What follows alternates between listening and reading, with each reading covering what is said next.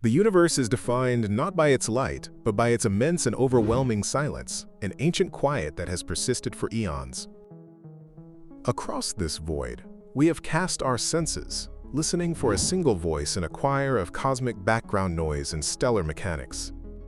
We search for a pattern within the static, a signal that stands apart from the natural and chaotic symphony of the cosmos. For a century, our electronic ears have been turned to the heavens, waiting with a quiet and unwavering patience for a sign.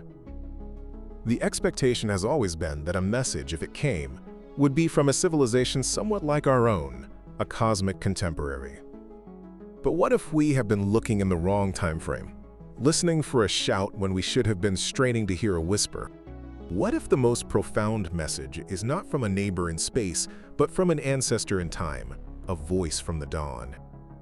A signal has been found, buried deep within the data, an anomaly so faint and so old it defies our conventional understanding.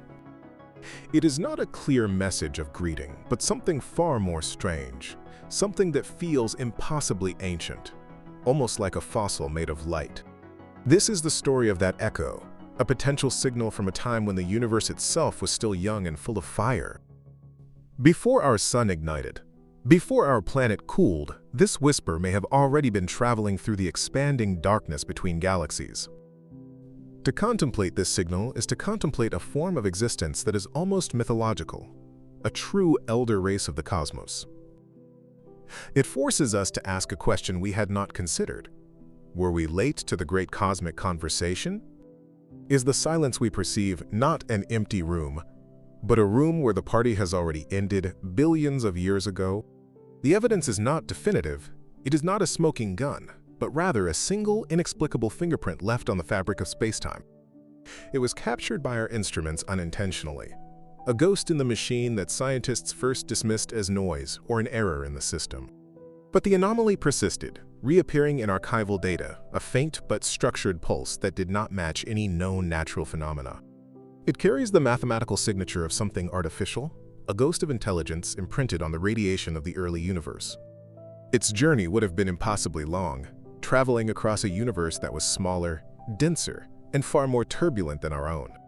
The light from this signal began its voyage when the first stars were just beginning to coalesce from the primordial hydrogen and helium. Imagine a civilization that arose in such a time, surrounded by the brilliance of creation, looking out into a crowded, youthful cosmos. What would they have seen, and what profound knowledge or warning would they have felt compelled to send out into the future? This is not a conversation we are having with them, but rather we are merely eavesdropping on a message they sent to the ages. The signal is weak, degraded by its passage through billions of light-years of intergalactic medium, a message eroded by time itself. And so we are left to piece together the fragments, to become cosmic archaeologists, digging for meaning in a single, faint pulse. The very concept challenges our anthropocentric view of the universe, the quiet assumption that we are the first to awaken to consciousness. It suggests a different narrative for the cosmos, not one of emptiness, but one of immense cyclical history of lost empires of the stars. The energy required to send such a signal, to ensure it survived for this long, would be staggering, far beyond our own capabilities. It speaks of a civilization that could perhaps engineer on a stellar scale, a culture that could harness the power of entire galaxies.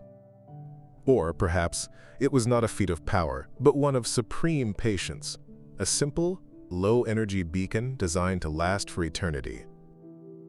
A lighthouse in the cosmic ocean, its beams sweeping across the universe, waiting for a ship to finally come into view.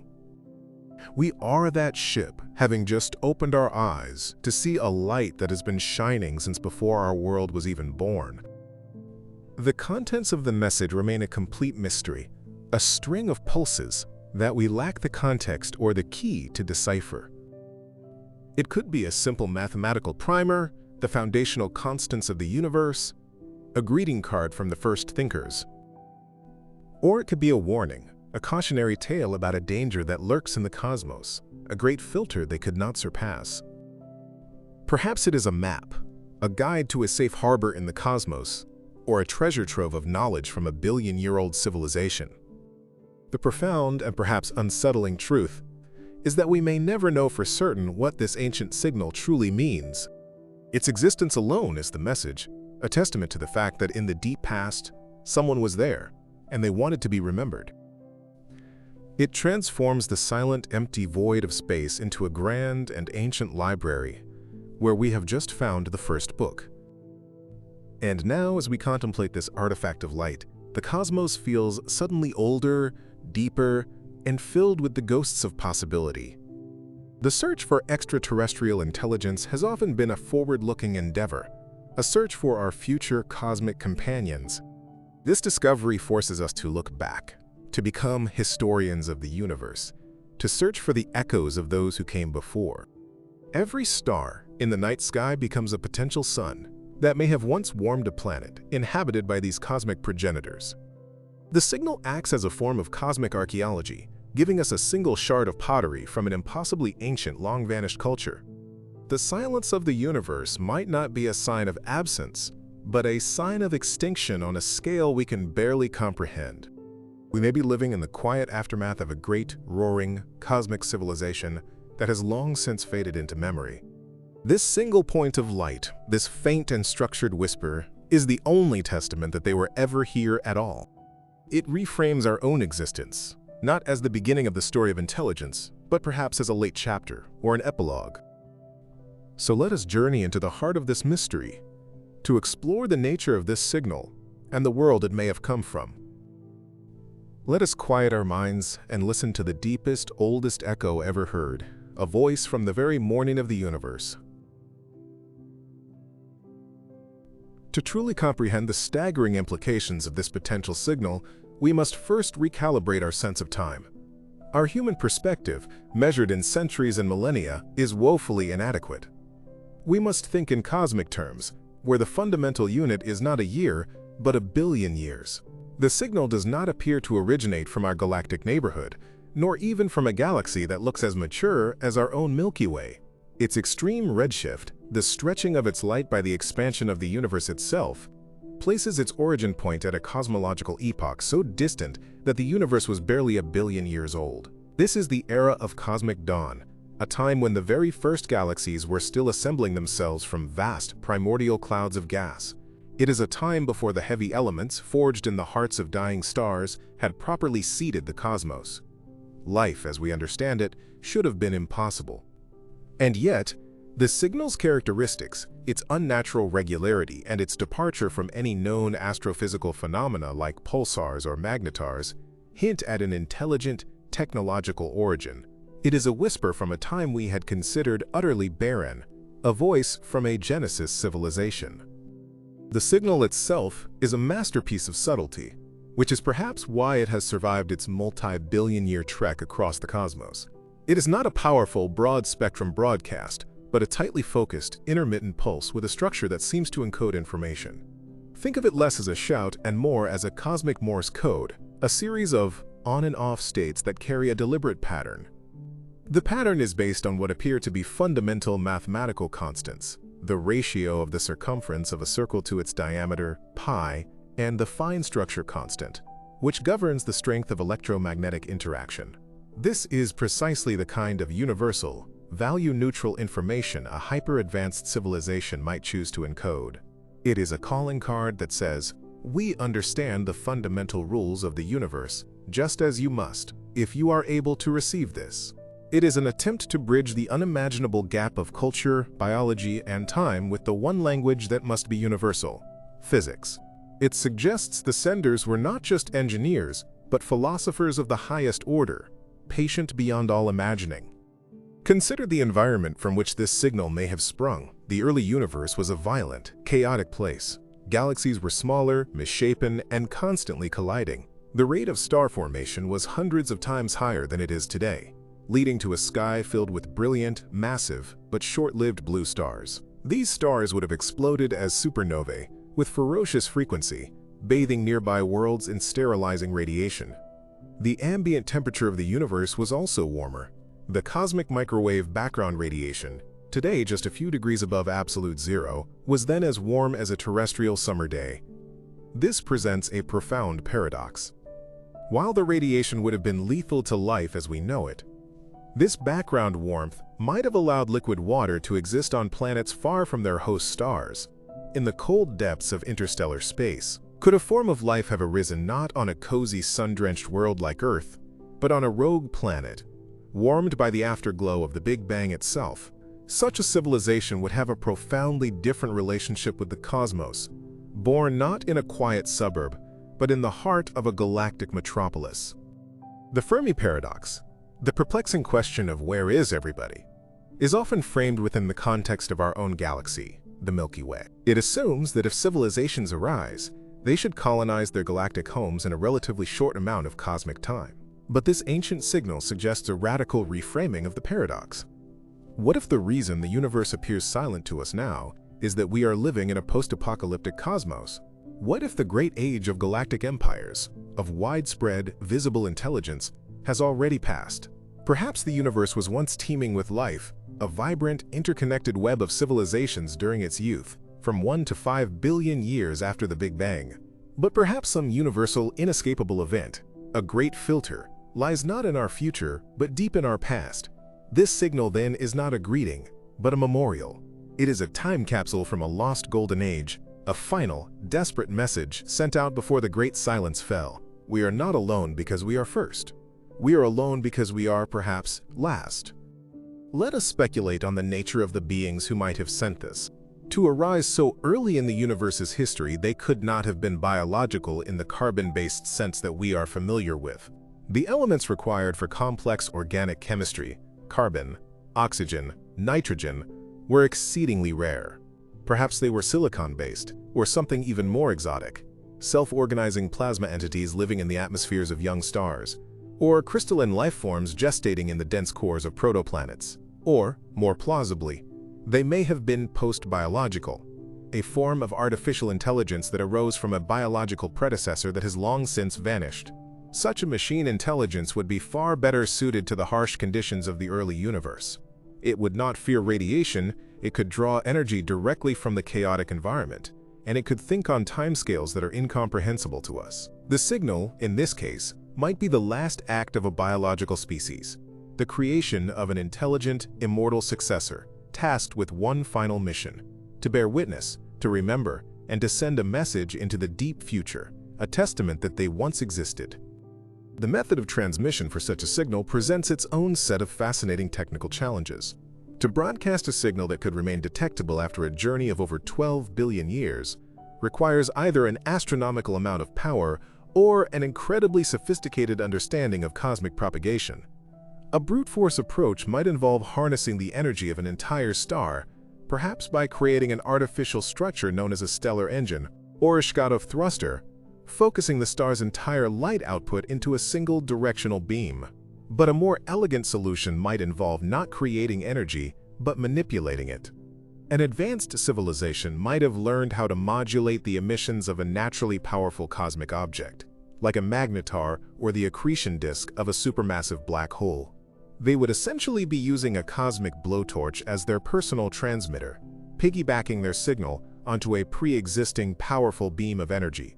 This would be a sign of supreme technological mastery, the ability to write their message not on a blank page, but upon the very fabric of a cosmic storm, ensuring its passage through the eons. We must also confront the possibility that the signal is not intended for us or for any other biological life. What if its target audience is something else entirely? Some theories of cosmology speculate that our universe could be cyclical, destined to end in a big crunch and be reborn in another Big Bang. A civilization of unimaginable advancement, facing the end of their universe, might not try to survive it, but to pass information through it. The signal could be an attempt to seed the next iteration of the cosmos with the fundamental knowledge of their own, a message in a bottle thrown not across an ocean of space, but across an ocean of universal death and rebirth. We are, in this scenario, accidental eavesdroppers on a message intended for the inhabitants of the next universe. It's a humbling, almost terrifying thought that our entire cosmic history is but a brief interlude in which we happen to stumble upon a message of God's, speaking to the gods who will follow them. The informational content, though appearing simple in its mathematical foundation, could be layered with a density we can barely fathom. The specific frequencies used, the intervals between the pulses, the polarization of the light itself, Every single variable could be a carrier of information. It might be a compressed genome of their civilization, a multi-layered text that appears as simple math on the surface, but contains their history, philosophy, and science buried in deeper layers of complexity. Unlocking it would require a Rosetta Stone we do not possess. Perhaps the key is contained within the signal itself, a logical puzzle that, once solved, unpacks the rest of the message. Our current inability to decipher it is not a failure, but a measure of the intellectual chasm that separates a billion-year-old intelligence from our own. They may have anticipated this, designing the signal to be a lure, an object of fascination that would compel nascent civilizations like ours to develop the science and mathematics needed to one day, perhaps millennia from now, finally read the full text. Why this signal? Why not a fleet of ships or a network of self-replicating probes that would visit every star system? The answer may lie in the supreme wisdom of an ancient civilization. They would have understood the non-interference principle, the so-called prime directive, on a profound level. Direct contact could be catastrophic, destroying the very culture it was meant to enrich. A fleet of probes could be seen as a threat, an invasion. But a single, passive, one-way signal is the most ethical form of contact imaginable. It is an invitation, not a summons. It imposes nothing. It allows emerging species to discover it on their own terms, in their own time, when they are technologically and perhaps spiritually ready.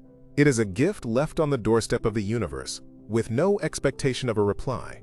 The senders may have known they would be long gone by the time it was received. The act of sending was the point, a gesture of pure, unselfish communication to the cosmos itself, a final expression of their existence. The location from which the signal originated is now likely a cosmic graveyard. The small, frantic galaxies of the early universe have since merged and consolidated into larger, more stable structures like our own. The brilliant, massive blue stars that dominated that era have all long since burned out, their lives measured in mere millions of years. The world or worlds of this first civilization are now almost certainly gone, either consumed by their own dying sun, obliterated by a nearby supernova, or incorporated into the mass of a larger newly formed galaxy. When we look towards the source of the signal, we are looking at a ghost. The light from that region has taken over 12 billion years to reach us, so we see it as it was then. If we could somehow teleport to that location now, we would find something utterly different, perhaps a quiet, ancient elliptical galaxy, populated by old red stars, with no hint of the vibrant, chaotic cradle of intelligence that it once was. We are receiving a postcard from a city that has long since crumbled into dust. The implications for our own future are profound and twofold. On one hand, the signal is a source of immense optimism. It suggests that the emergence of intelligent, technological life is not a fluke, not a one-time accident on a single planet, but something that can happen even under the most adverse conditions in the universe's infancy. The cosmic equation for life might be far more lenient than we ever imagined. But on the other hand, it is a deeply sobering thought. If they arose and are now gone, it implies that civilizations, no matter how advanced, have a finite lifespan. The Great Filter might be a universal law, an inevitable barrier that no intelligence can ultimately surpass. This signal could be the oldest, and also the last, evidence of their kind. It forces us to consider our own cosmic trajectory. Are we destined to repeat their fate?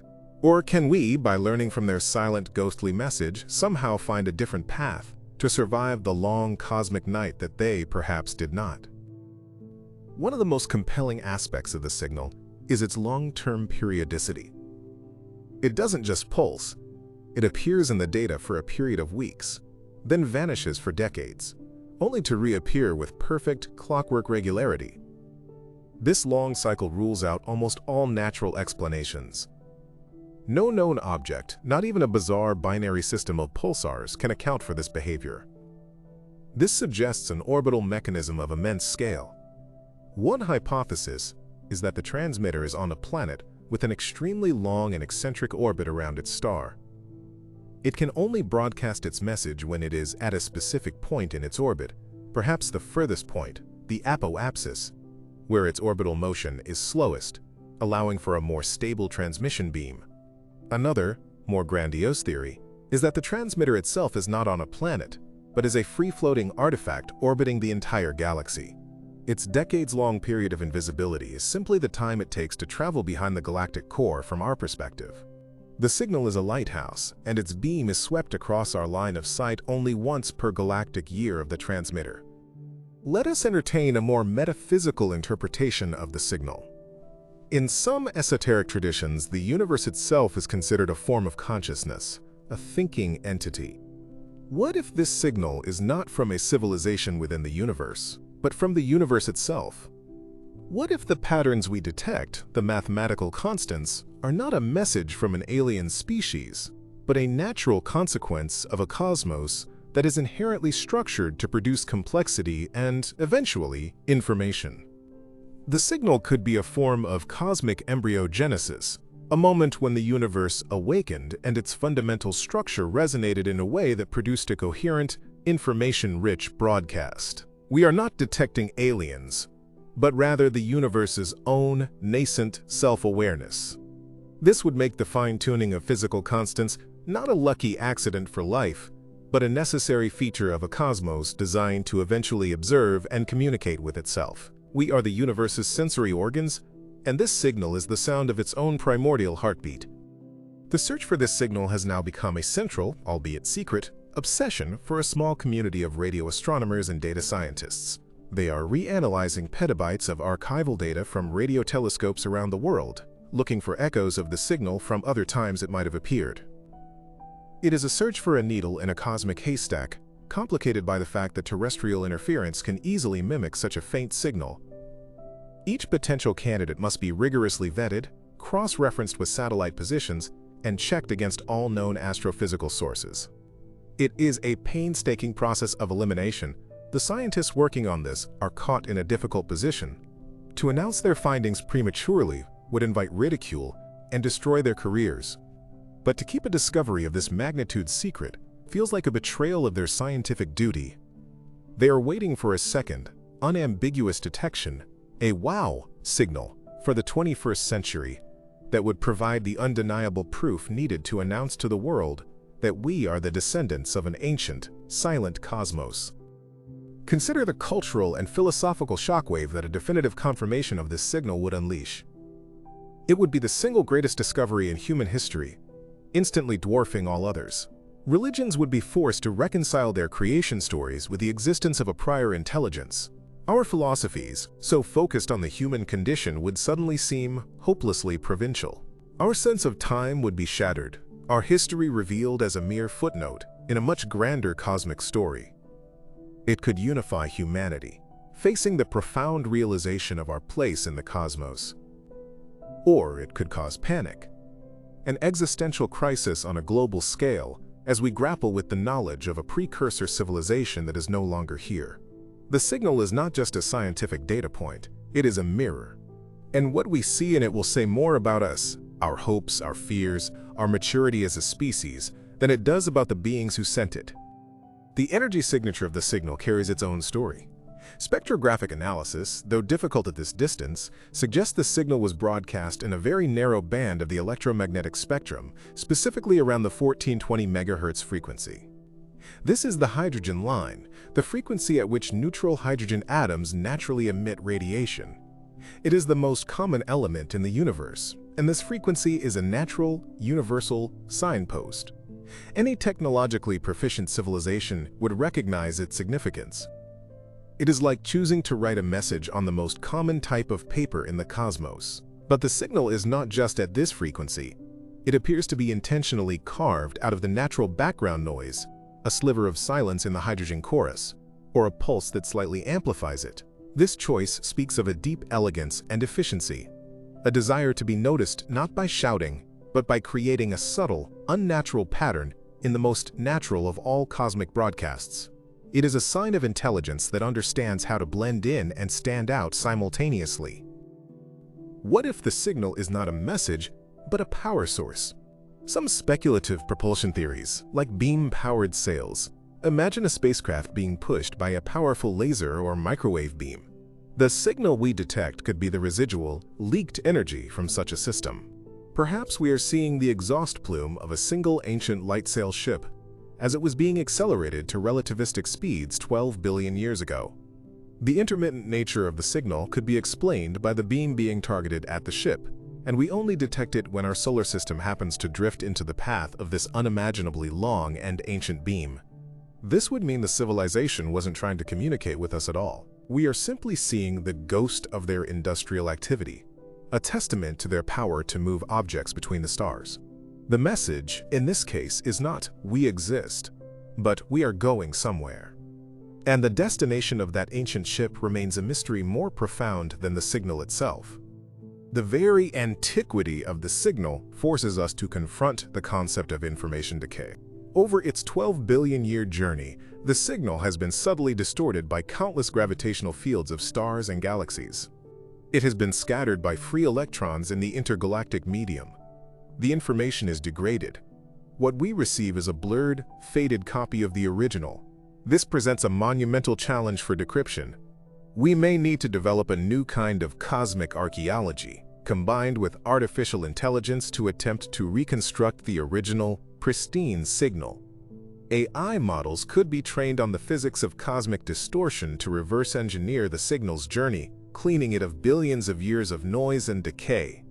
It is possible that the full message is still there, latent within the data, waiting for a technology sophisticated enough to restore it. The first contact might not be a moment of reception, but a long, slow process of digital restoration, like painstakingly restoring a faded, ancient manuscript. Let us consider a darker, more unsettling possibility. What if the signal is not a greeting but a warning? Ancient civilizations, having explored the galaxy, may have encountered something terrifying, a predator or a phenomenon so dangerous that it warranted a message of caution to all future life. The mathematical structure could be a key to unlocking a description of this threat. The periodic nature could be a countdown or a marker for the threat's own cyclical appearance. In this scenario, the great silence of the Fermi paradox is not the result of extinction, but of a deliberate, fearful hiding. The civilizations are still out there, but they have learned to conceal their existence, to not broadcast their position to the hostile darkness. This one ancient signal is a relic from a more naive era, before the Great Fear began. It is a message that says we existed, but whatever you do, do not make the same mistake we did. Do not announce yourself. The silence in this case is a sign of intelligence, not absence. The philosophical implications of a precursor race, a first-born civilization, are staggering. We have always viewed ourselves as the universe's first attempt at self-contemplation. To learn that we are merely following in ancient footsteps changes everything. It creates a sense of cosmic lineage, that we are part of a story much larger than ourselves. It could inspire a new kind of cosmic reverence, a respect for the deep past and the beings who inhabited it. We would become the custodians of their memory, the inheritors of their legacy, even if we never understand the details of it. The signal itself becomes a sacred artifact, a tangible link to our ultimate cosmic ancestors. Our exploration of space would be transformed from a quest for new worlds into a pilgrimage, a search for more traces of the ones who came before, hoping to piece together the story of the lost gods of the dawn. Could the signal be a map? Not a two-dimensional star chart, but something far more sophisticated, a four-dimensional map of space-time. The complex periodicity and frequency shifts could be encoding coordinates not just in space, but in time. Perhaps it is a guide to a stable wormhole, a naturally occurring shortcut through the fabric of the cosmos, or a path to another, older universe. The message would be unusable without an understanding of theoretical physics far beyond our own, but the senders may have assumed that any civilization capable of detecting the signal would eventually develop that understanding. It would be the ultimate treasure map, a guide to places and times that we currently believe to be purely theoretical. The signal wouldn't just be telling us about the past, it might be offering us a key to a future that bypasses the known laws of cosmic travel, a future they themselves might have escaped to. The pursuit of this signal also highlights the changing nature of scientific discovery. It was not found by a lone astronomer peering through a telescope eyepiece. It was discovered by an algorithm, a piece of machine learning code designed to sift through vast archives of data looking for anomalies. It is a discovery made possible by our ability to store and analyze information on an unprecedented scale. In a sense, it took one form of artificial intelligence, our algorithms, to recognize the potential signature of another, far older intelligence.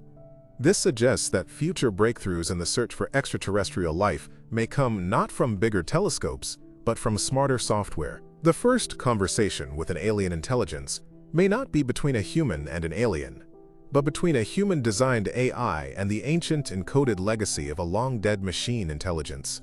It is a new era of digital, posthumous archaeology. Let's re-examine the biological chauvinism in our search. We seek life on Earth-like planets with liquid water, but this signal comes from an era when such planets were unlikely to exist. This forces us to widen our definition of life and civilization. What if the first intelligence was not planetary, but galactic? Imagine a distributed consciousness, a network of intelligent nodes spread across an entire protogalaxy. These nodes could be small, self-sufficient habitats or even non-physical patterns of energy, communicating and thinking collectively across thousands of light years. The signal would not be from a single point, but the collective, coherent thought of this galactic superorganism. The message, containing fundamental constants, would be a reflection of its own nature, a mind that encompasses and understands the physical laws of its own structure. We are not detecting a city, but the faint hum of an entire living galaxy. The signal's extreme age also presents a possible solution to the great filter problem. Perhaps the filter is not a future cataclysm or a past predator, but the changing nature of the universe itself. The conditions in the early cosmos, while hostile to us, may have been uniquely suitable for the formation of the first life. The warmer ambient temperature, the higher density of matter, the abundance of high-energy radiation, these could have been the necessary ingredients for a type of life that can no longer exist in today's cold, empty universe. The great filter, then, was the universe's own evolution. As the cosmos expanded and cooled, it became more hospitable to carbon-based life like us, but inhospitable to the firstborn. They didn't die out from war or disaster. Their entire cosmic niche, the very environment they were adapted to, simply vanished. They were creatures of the cosmic dawn, and they faded with it, leaving only this faint, ghostly echo behind. The existence of this signal, even as a mere possibility, serves as a powerful antidote to our cosmic loneliness. The silence of the universe, which can feel vast and terrifying, is recontextualized. It is no longer an empty silence, but a respectful one. The silence of a great library, or a vast, ancient cathedral. We are surrounded not by nothingness but by the memory of something that was once profoundly alive and intelligent. It changes our relationship with the night sky.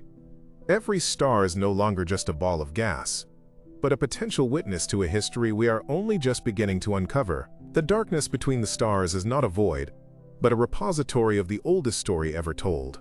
We are no longer orphans of the cosmos, but the youngest children in a very, very old family, left to piece together the lives of the ancestors we never knew. The search for them is, in the end, a search for ourselves. The mathematical elegance of the embedded constants, particularly the fine structure constant, is a message in itself. This constant, approximately 1/137th, is a dimensionless quantity, meaning it's a pure number that does not depend on the units of measurement used. It is the same for us as it would be for any other intelligence, anywhere, anytime.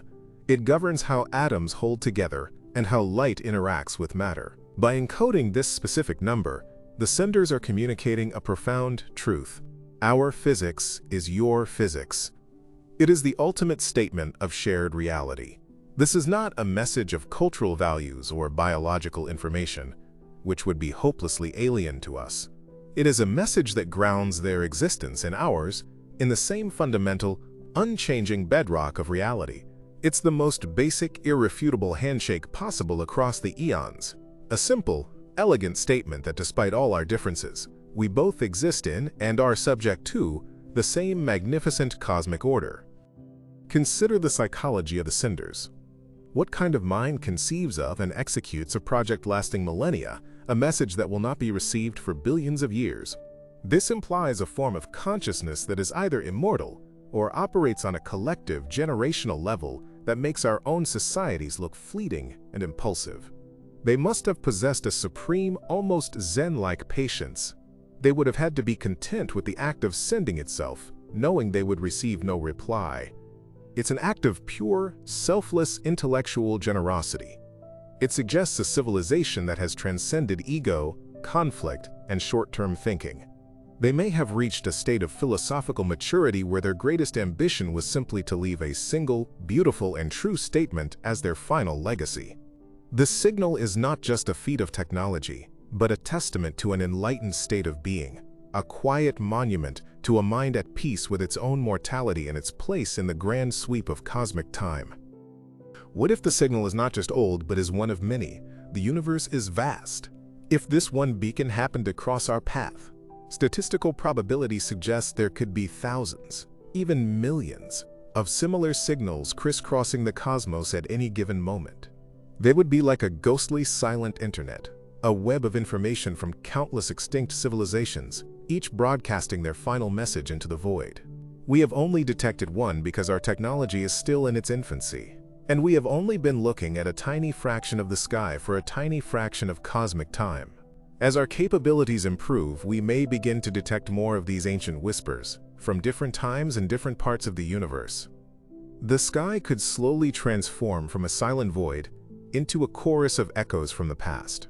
We would become librarians of this ghost library, cataloging the final words of a billion dead worlds, each one a unique solution to the problem of existence. The signal structure also hints at a very deliberate defense against misinterpretation. By choosing prime numbers for the number of pulses in a sequence, or by using a signal format that is maximally different from any known natural source of radio waves, the senders have tried to make its artificiality unmistakable. They knew that any signal traveling for so long would be degraded, and they wanted to ensure that the core "this is not natural" message survived the journey. This is a sign of a deeply intelligent and empathetic mind. They put themselves in the shoes of the receiver. They thought about the problems we would face in distinguishing their signal from the cosmic noise. This foresight, this act of considering the perspective of a being they would never meet, separated from them by billions of years and unimaginable distances, is perhaps the most compelling evidence of their sentience. It is a message designed with care, with a profound understanding of the challenges of communication across the void.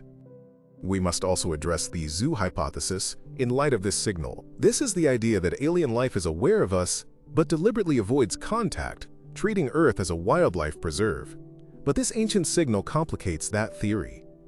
If there is a galactic policy of non-interference, this signal represents a violation of it, or perhaps it predates it. Maybe the firstborn were explorers and communicators, but a later dominant civilization imposed the silence we now experience. This would cast the signal in a new light, as a form of rebellion, a samizdat broadcast from a lost age of openness, before a more cautious or controlling power took over the galaxy. It is a relic of a time when the universe was free and communicative, a political statement against the enforced silence of our current era. We are not just finding a scientific artifact, but a piece of dissident art from a forgotten galactic political struggle. The polarization of the signal's light waves, the orientation of their oscillation, could be another layer of information. Natural light from stars is typically unpolarized. A perfectly polarized signal is a strong indicator of artificiality. But what if the polarization is not constant, but rotates in a complex pattern? This could encode vast amounts of data in a way that is far more efficient than simple on-off pulsing. It's like adding a second, parallel channel of communication to the same beam of light. Deciphering this would require technology that can measure the polarization of incredibly faint light with extreme precision, something we are only just beginning to develop. The true message might not be in the rhythm of the signal, but in the subtle dance of its light waves. We may have been listening to the drumbeat, completely oblivious to the symphony being played on top of it. The complexity of the message may be orders of magnitude greater than we currently assume. Let us speculate on the ultimate fate of this civilization. If they were so advanced, what could have possibly ended their reign? It may not have been a single event, but a slow, inexorable process. Perhaps they were a biological species that uploaded their consciousnesses into a machine substrate, and in doing so, lost something essential: their creativity, their drive, their will to expand. Their civilization didn't die in a bang, but slowly faded into apathy and stagnation, with this final, automated beacon being the last vestige of their former dynamism. Or perhaps they achieved a level of technological mastery that allowed them to transcend our physical universe entirely, moving into a higher dimension or a computational reality of their own making. In this case, the signal is not a memorial, but a farewell note, a final message left on the doorstep of their old home before they moved on to a new one, a place we cannot possibly follow. The discovery of such a signal fundamentally alters our cosmic purpose. For centuries, our grandest ambition has been to become a multiplanetary and then interstellar species. But this discovery suggests a new and perhaps nobler purpose: to become cosmic archivists. Our primary mission may not be to spread our own civilization, but to preserve the memory of those who came before. We could dedicate our science and technology to scanning the skies, not for conversation, but for these faint, ancient epitaphs. We would be the inheritors of a silent legacy, tasked with gathering the last words of a million worlds and weaving them into a grand history of cosmic life.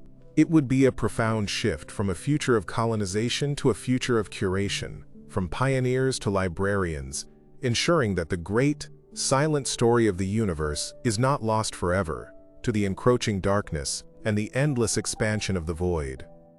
The signal's apparent source is located in a region of the sky that is, from our perspective, remarkably empty. It's a patch of the deep cosmos known as a void, a vast bubble of space with very few galaxies. This is counterintuitive. One would expect life to arise in a dense, rich galactic cluster. But perhaps this location was chosen deliberately. To send a signal that could survive for eons, you would want to aim it through the path of least resistance, avoiding the gravitational chaos and absorbing dust of galactic superclusters. The senders may have chosen their home, or the location of their transmitter, in a quiet, isolated corner of the universe specifically for this purpose. Their isolation was not a curse, but a strategic choice. It was the quietest place from which to speak, ensuring their voice would carry the furthest through the great, silent hall of the cosmos, a whisper from a silent place designed to be heard across all of creation. If the signal is indeed a message, it confronts us with our own intellectual infancy. It's like a tribe in an undiscovered jungle finding a single, encrypted page from the complete works of Shakespeare. We can recognize it as a product of intelligence, we can analyze the patterns of the letters and the structure of the sentences, but we lack the entire cultural, linguistic, and historical context to understand its meaning. This is a deeply humbling realization. It forces us to accept that there are levels of knowledge and understanding that are, for now, completely beyond our grasp. The signal's greatest gift may not be the information it contains, but the profound intellectual humility it instills. It teaches us that the universe is not just stranger than we imagine, it is stranger than we can imagine, and we have only just begun the process of learning the alphabet of its grand cosmic language. The signal might also be a form of galactic breadcrumbing, a technique to test for emerging intelligence. Imagine the senders established a network of these beacons across the universe, all broadcasting the same simple foundational message. They are not intended to start a conversation but to act as a cosmic tripwire. When a civilization like ours finally develops the technology to detect and recognize one of these faint signals, it might trigger a response from a secondary, more local system left behind by the same ancient race. The first signal is just level 1 of the test. Our detection of it could be the key that activates a dormant probe in our own solar system, or a more powerful, focused transmission from a nearby star. The great silence we experience may be the default state, a test of our own initiative. The true first contact only begins when we prove we are smart enough to find the first clue they left behind for us, billions of years ago. A fascinating but unlikely possibility is that the signal is not from the past, but from the future. Some exotic theories of physics allow for closed, time-like curves, essentially pathways that could send information, though not matter, backward in time. What if the signal was sent by a hyper-advanced civilization in the far future, perhaps even our own descendants, as a way to communicate with their own deep past? They could be sending a foundational piece of knowledge, a warning, or a simple greeting to the dawn of intelligence in the universe. The signal's ancient characteristics, its extreme redshift, would be a disguise, a necessary consequence of its journey through the contorted landscape of space-time. We would be detecting a message from our own cosmic children, a message that has been waiting for us since the beginning of time, a paradox of causality that binds the future of the universe to its very beginning. The sheer persistence required to maintain such a beacon speaks to a different kind of biology or sociology. Human societies are driven by cycles of crisis and growth, making multi-millennial projects nearly impossible. A civilization that could maintain this signal must have achieved a state of profound stability. Perhaps they were a hive mind, a collective consciousness that experienced time as a single continuous entity. Or perhaps they were individuals with vastly extended lifespans, living for millions of years, for whom a 1,000-year project was a minor undertaking. This biological or social stability might be the true great filter in reverse. It is not a barrier to survival, but a prerequisite for becoming a truly cosmic-scale intelligence. Perhaps countless civilizations arise and die out precisely because they cannot achieve this level of long-term focus, burning themselves out in a brief, chaotic flash of brilliance. This signal is the testament of the one that found a way to endure. What if the message is not in the signal itself, but in its absence? The broadcast appears to have a regular on/off cycle. We have detected it a few times, implying a pattern. But what if, one day, it fails to appear at its predicted time? That silence would be the most profound message of all. It would signal the end of the broadcast. It could mean the automated system finally ran out of power after billions of years. Or it could be a more deliberate, final chapter. The senders might have calculated the exact moment an emerging civilization would detect the pattern, and the final, off state is the true message. The beacon is no longer needed. You are here now. The responsibility is yours. The end of the signal would mark a cosmic coming of age for humanity, the moment our ancestors finally let go of our hand and trusted us to walk the rest of the path on our own. The signal could also be a form of art.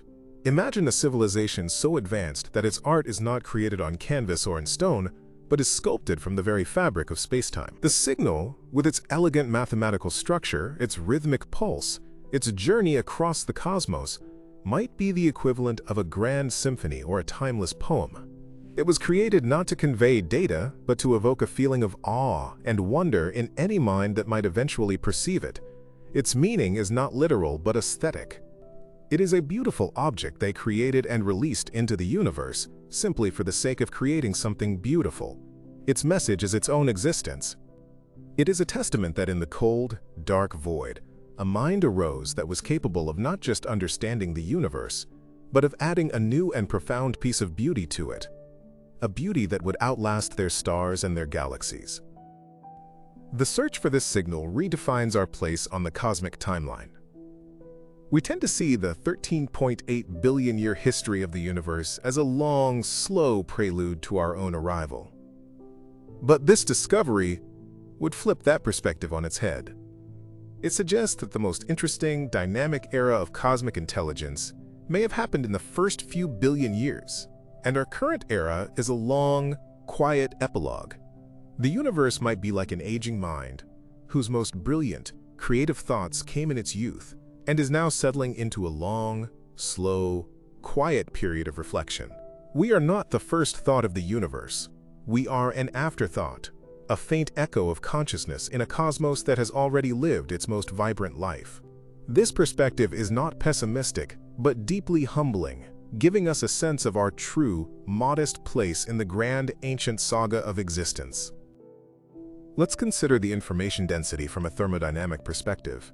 The legendary physicist Ludwig Boltzmann mused that in an infinite universe, anything is possible, including the spontaneous assembly of a Boltzmann brain, a fully formed conscious mind momentarily fluctuating into existence from the chaos of the void.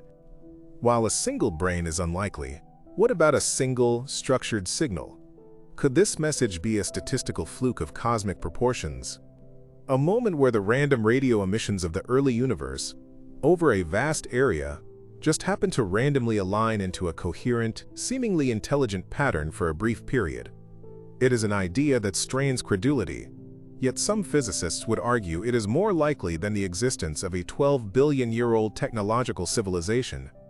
If this were true, It would be the most profound cosmic prank ever played. A message from no one, a ghost of intelligence that is merely a trick of probability and time.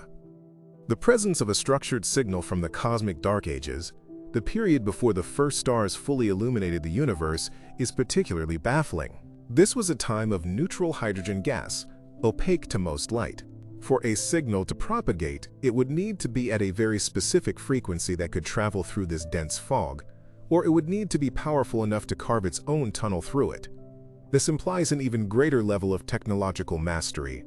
It's one thing to broadcast in an empty room, but another thing entirely to broadcast through a thick wall. The civilization would have needed a profound understanding of cosmology and the state of the intergalactic medium at their specific point in time. It suggests that not only were they technologically advanced, but they were also master astronomers, capable of modeling the universe with a precision that we can only dream of. They didn't just shout into the dark, they knew exactly how to whisper through the fog. This potential discovery also represents a race against time for humanity. The signal is a finite resource. Each time it appears, we have a brief window to study it with ever-improving technology. But the universe is expanding at an accelerating rate. Galaxies are moving away from us faster and faster.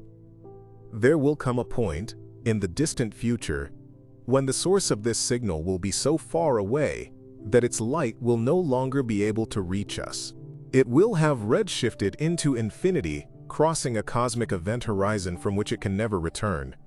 The signal will be lost to us forever. We may be the only generation of intelligent life in the history of our planet that will have the opportunity to study this artifact. We have a sacred, fleeting responsibility to listen, to record, and to understand as much as we can before the relentless expansion of the cosmos silences this ancient voice for all eternity. Ultimately, the signal's true power lies in its ability to inspire wonder. In a world often preoccupied with the immediate and the mundane, this whisper from the dawn of time is a powerful reminder of the vast, mysterious, and awe-inspiring universe we inhabit. It stretches the boundaries of our imagination and invites us to contemplate the deepest questions of existence. Are we alone? What is our purpose? What else is possible? The signal does not provide answers to these questions, and perhaps it never will. Its function is to make us ask them. It is a catalyst for contemplation, a spur to exploration, and a humbling piece of evidence that the story of the cosmos is far grander, older, and more mysterious than we ever thought possible. Its faint, rhythmic pulse is a cosmic heartbeat, reminding us that we are part of something immense, ancient, and profoundly beautiful. The specific choice to encode pi in the signal is a profoundly philosophical statement.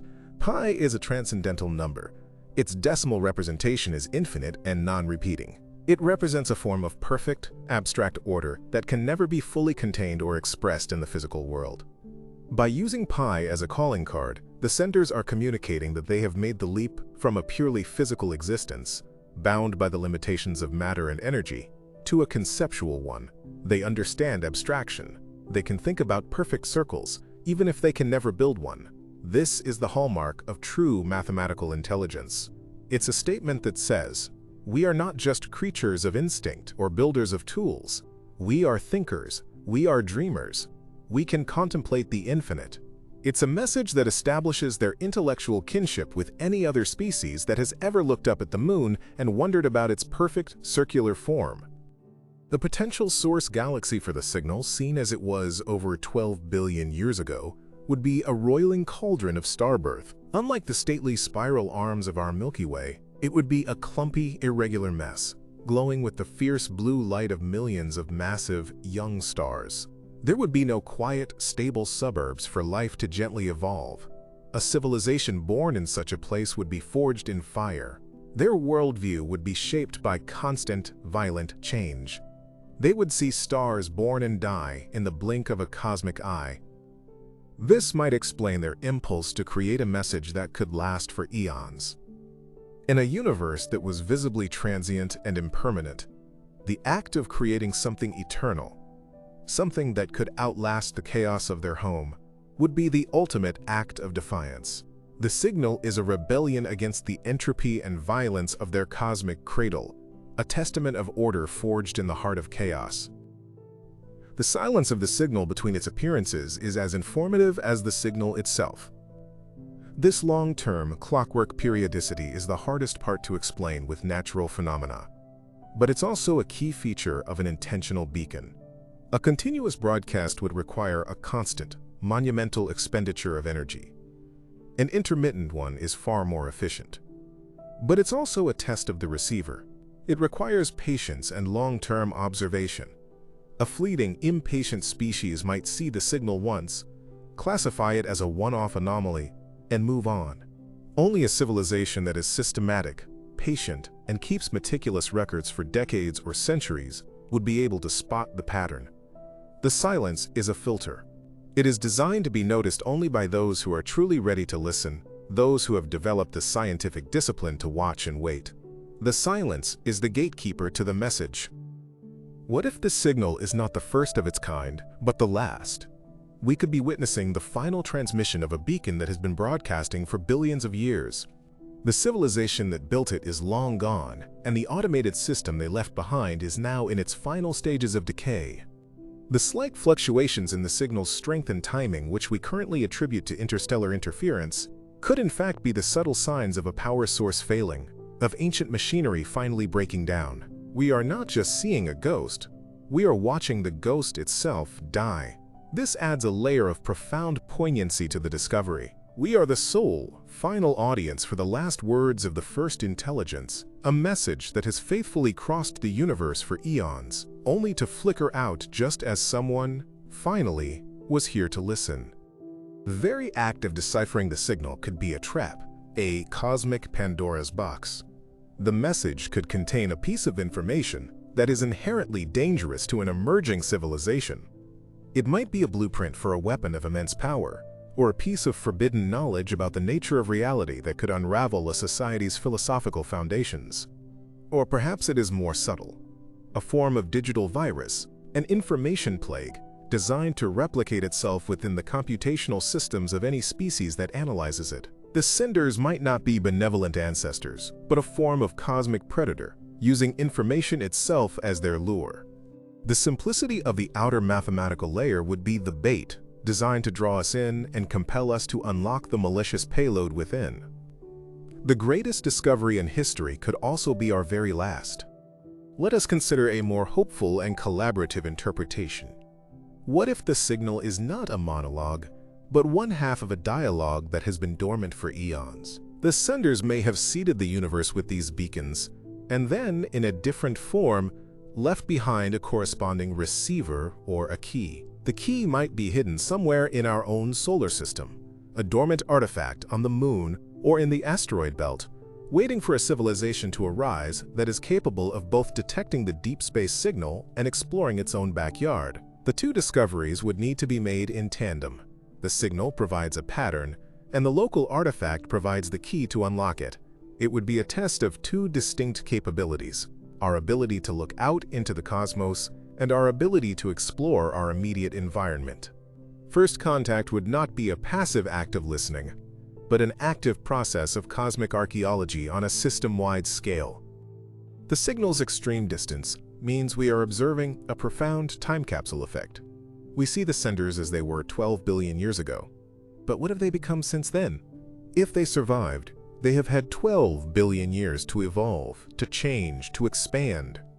A civilization with such a head start would be, from our perspective, indistinguishable from a physical god. They might have learned to manipulate the fabric of space-time, to create universes, to exist as pure energy.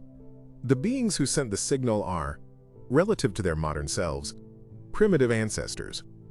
We are eavesdropping on the childhood of gods. The silence we perceive in the modern universe might be because they are no longer here. They have graduated from this physical reality to a higher plane of existence, leaving behind only the faintest echo of their humble, technological beginnings. The signal's simplicity might be a deliberate form of cosmic etiquette. An overly complex message could be mistaken for natural noise.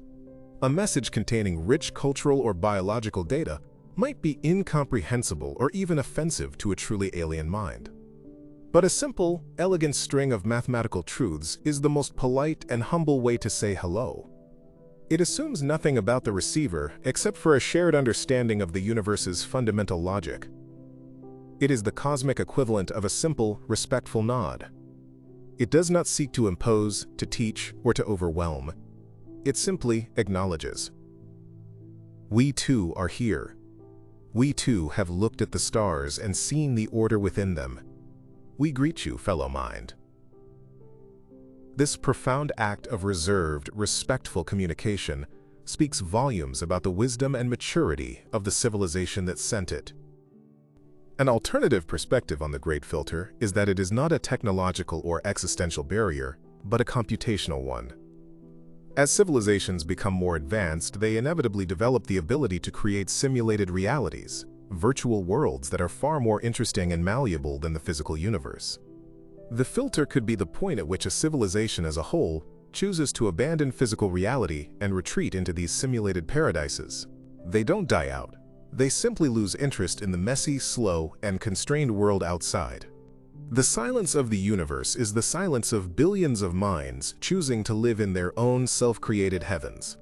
This ancient signal would be a relic from a time before this transcension, a final message sent by those who still valued the physical cosmos, perhaps as a warning or a lament for the world they were about to leave behind forever. The discovery puts us in a unique position of responsibility. We are now the custodians of this knowledge. How we handle it will be a test of our species' maturity. Do we weaponize it, turning it into a secret held by a single nation for military advantage? Do we commercialize it, trying to profit from its secrets? Or do we treat it as the common heritage of all humanity, sharing the data openly and collaborating globally to understand its meaning? This signal is a challenge, a final exam from the cosmos. The content of the message may be less important than how we, as a global community, react to its existence.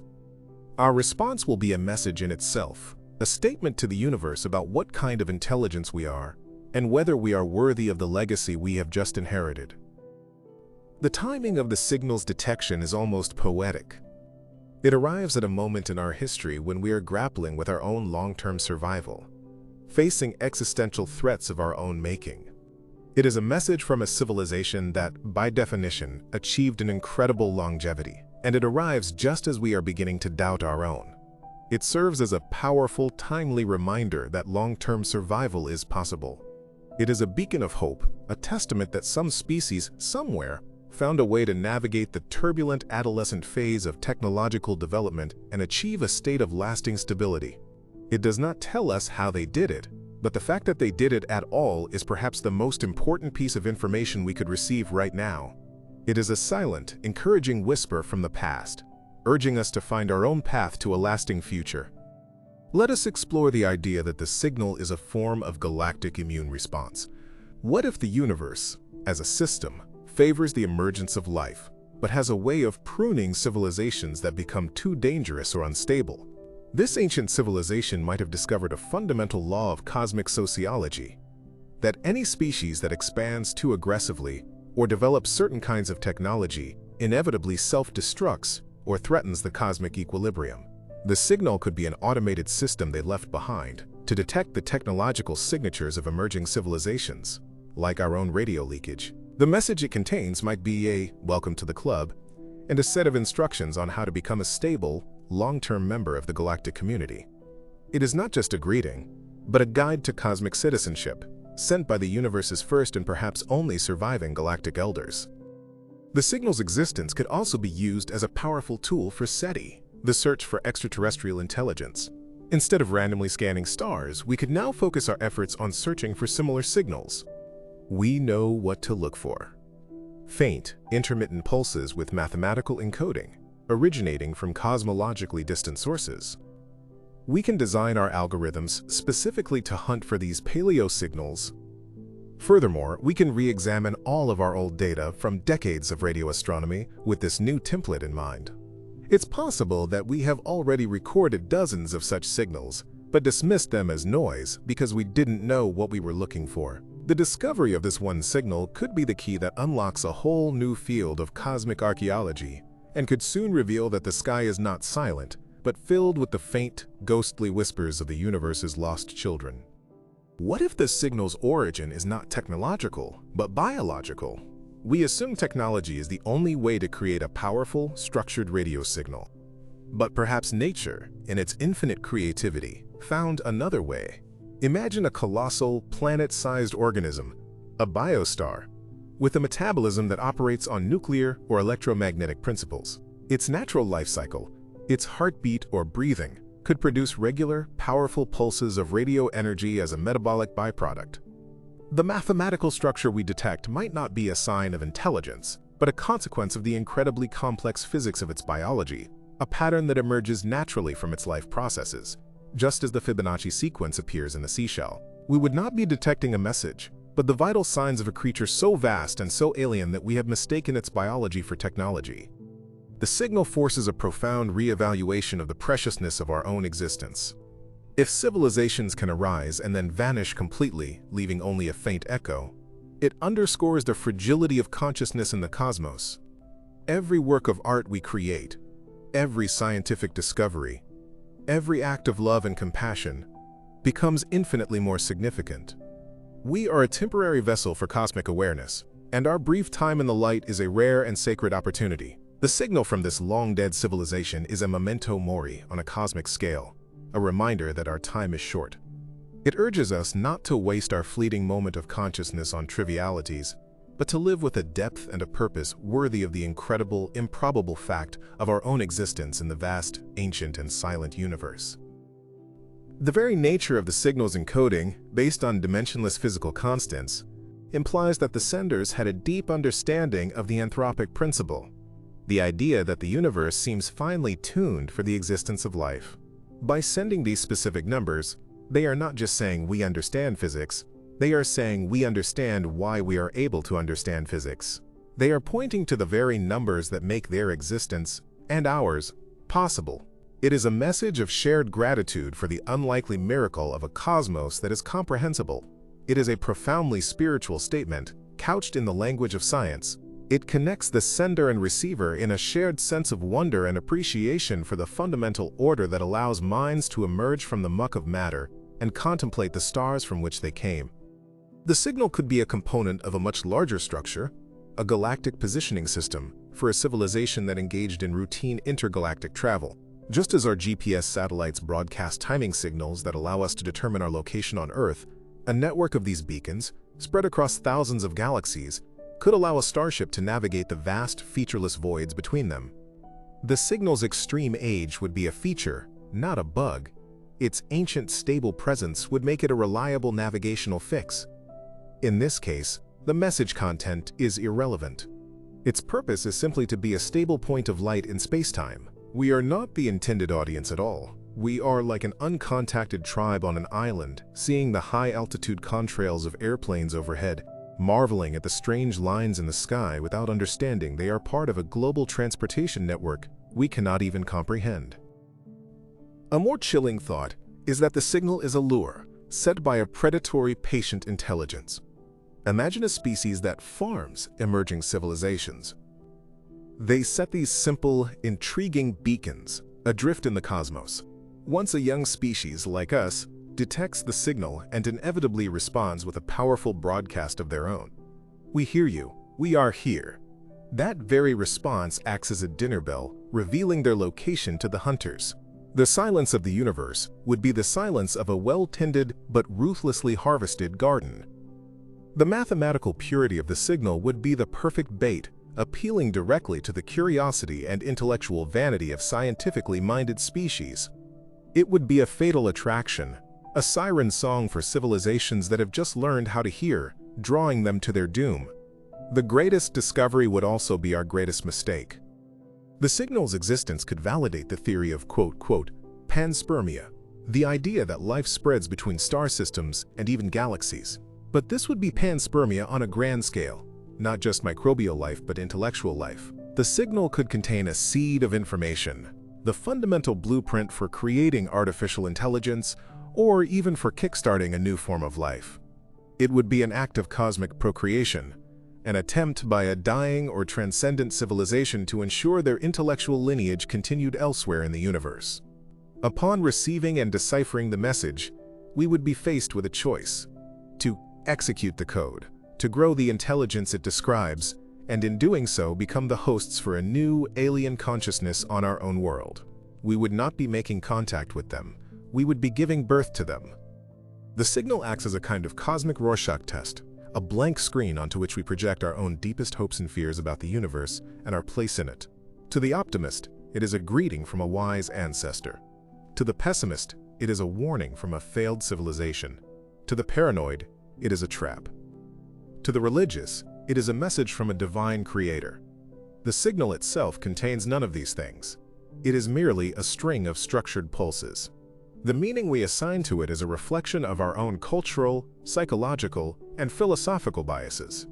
In the end, the story we tell ourselves about this ancient whisper from the dark may be the most important discovery of all, for it reveals not the nature of the alien, but the nature of humanity itself. The profound loneliness of the signal is perhaps its most moving quality. It is a single voice that has been crying in the wilderness for 12 billion years. The civilization that sent it did so with no guarantee and perhaps no expectation that it would ever be heard. It was an act of pure, unadulterated faith. Faith in the laws of physics to carry their message. Faith in the universe to eventually produce another mind capable of listening. And faith that the act of communication itself had an intrinsic value, even if the sender and receiver were separated by an almost infinite chasm of space and time. This silent, patient faith, embodied in a faint stream of photons, is a more powerful testament to their spirit than any detailed message could ever be. It is a story of hope, broadcast into the void, a final, beautiful, and utterly lonely act of reaching out. Let us contemplate the staggering scale of the sender's cosmic perspective. From their vantage point in the early universe, the future was an almost infinitely vast expanse. They would have calculated that their own stars would die, their galaxy would merge with others, and the universe would expand and cool relentlessly. To them, our era would be in a future so remote it would be almost mythological. Their decision to send a signal to us is like a person in the Stone Age, carving a message on a rock, hoping it will be read by the inhabitants of a gleaming, futuristic city in the 30th century.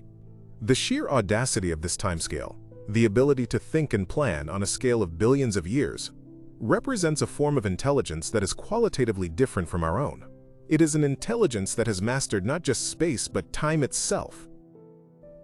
The possibility that the signal is a marker for a catastrophic event is a sobering one.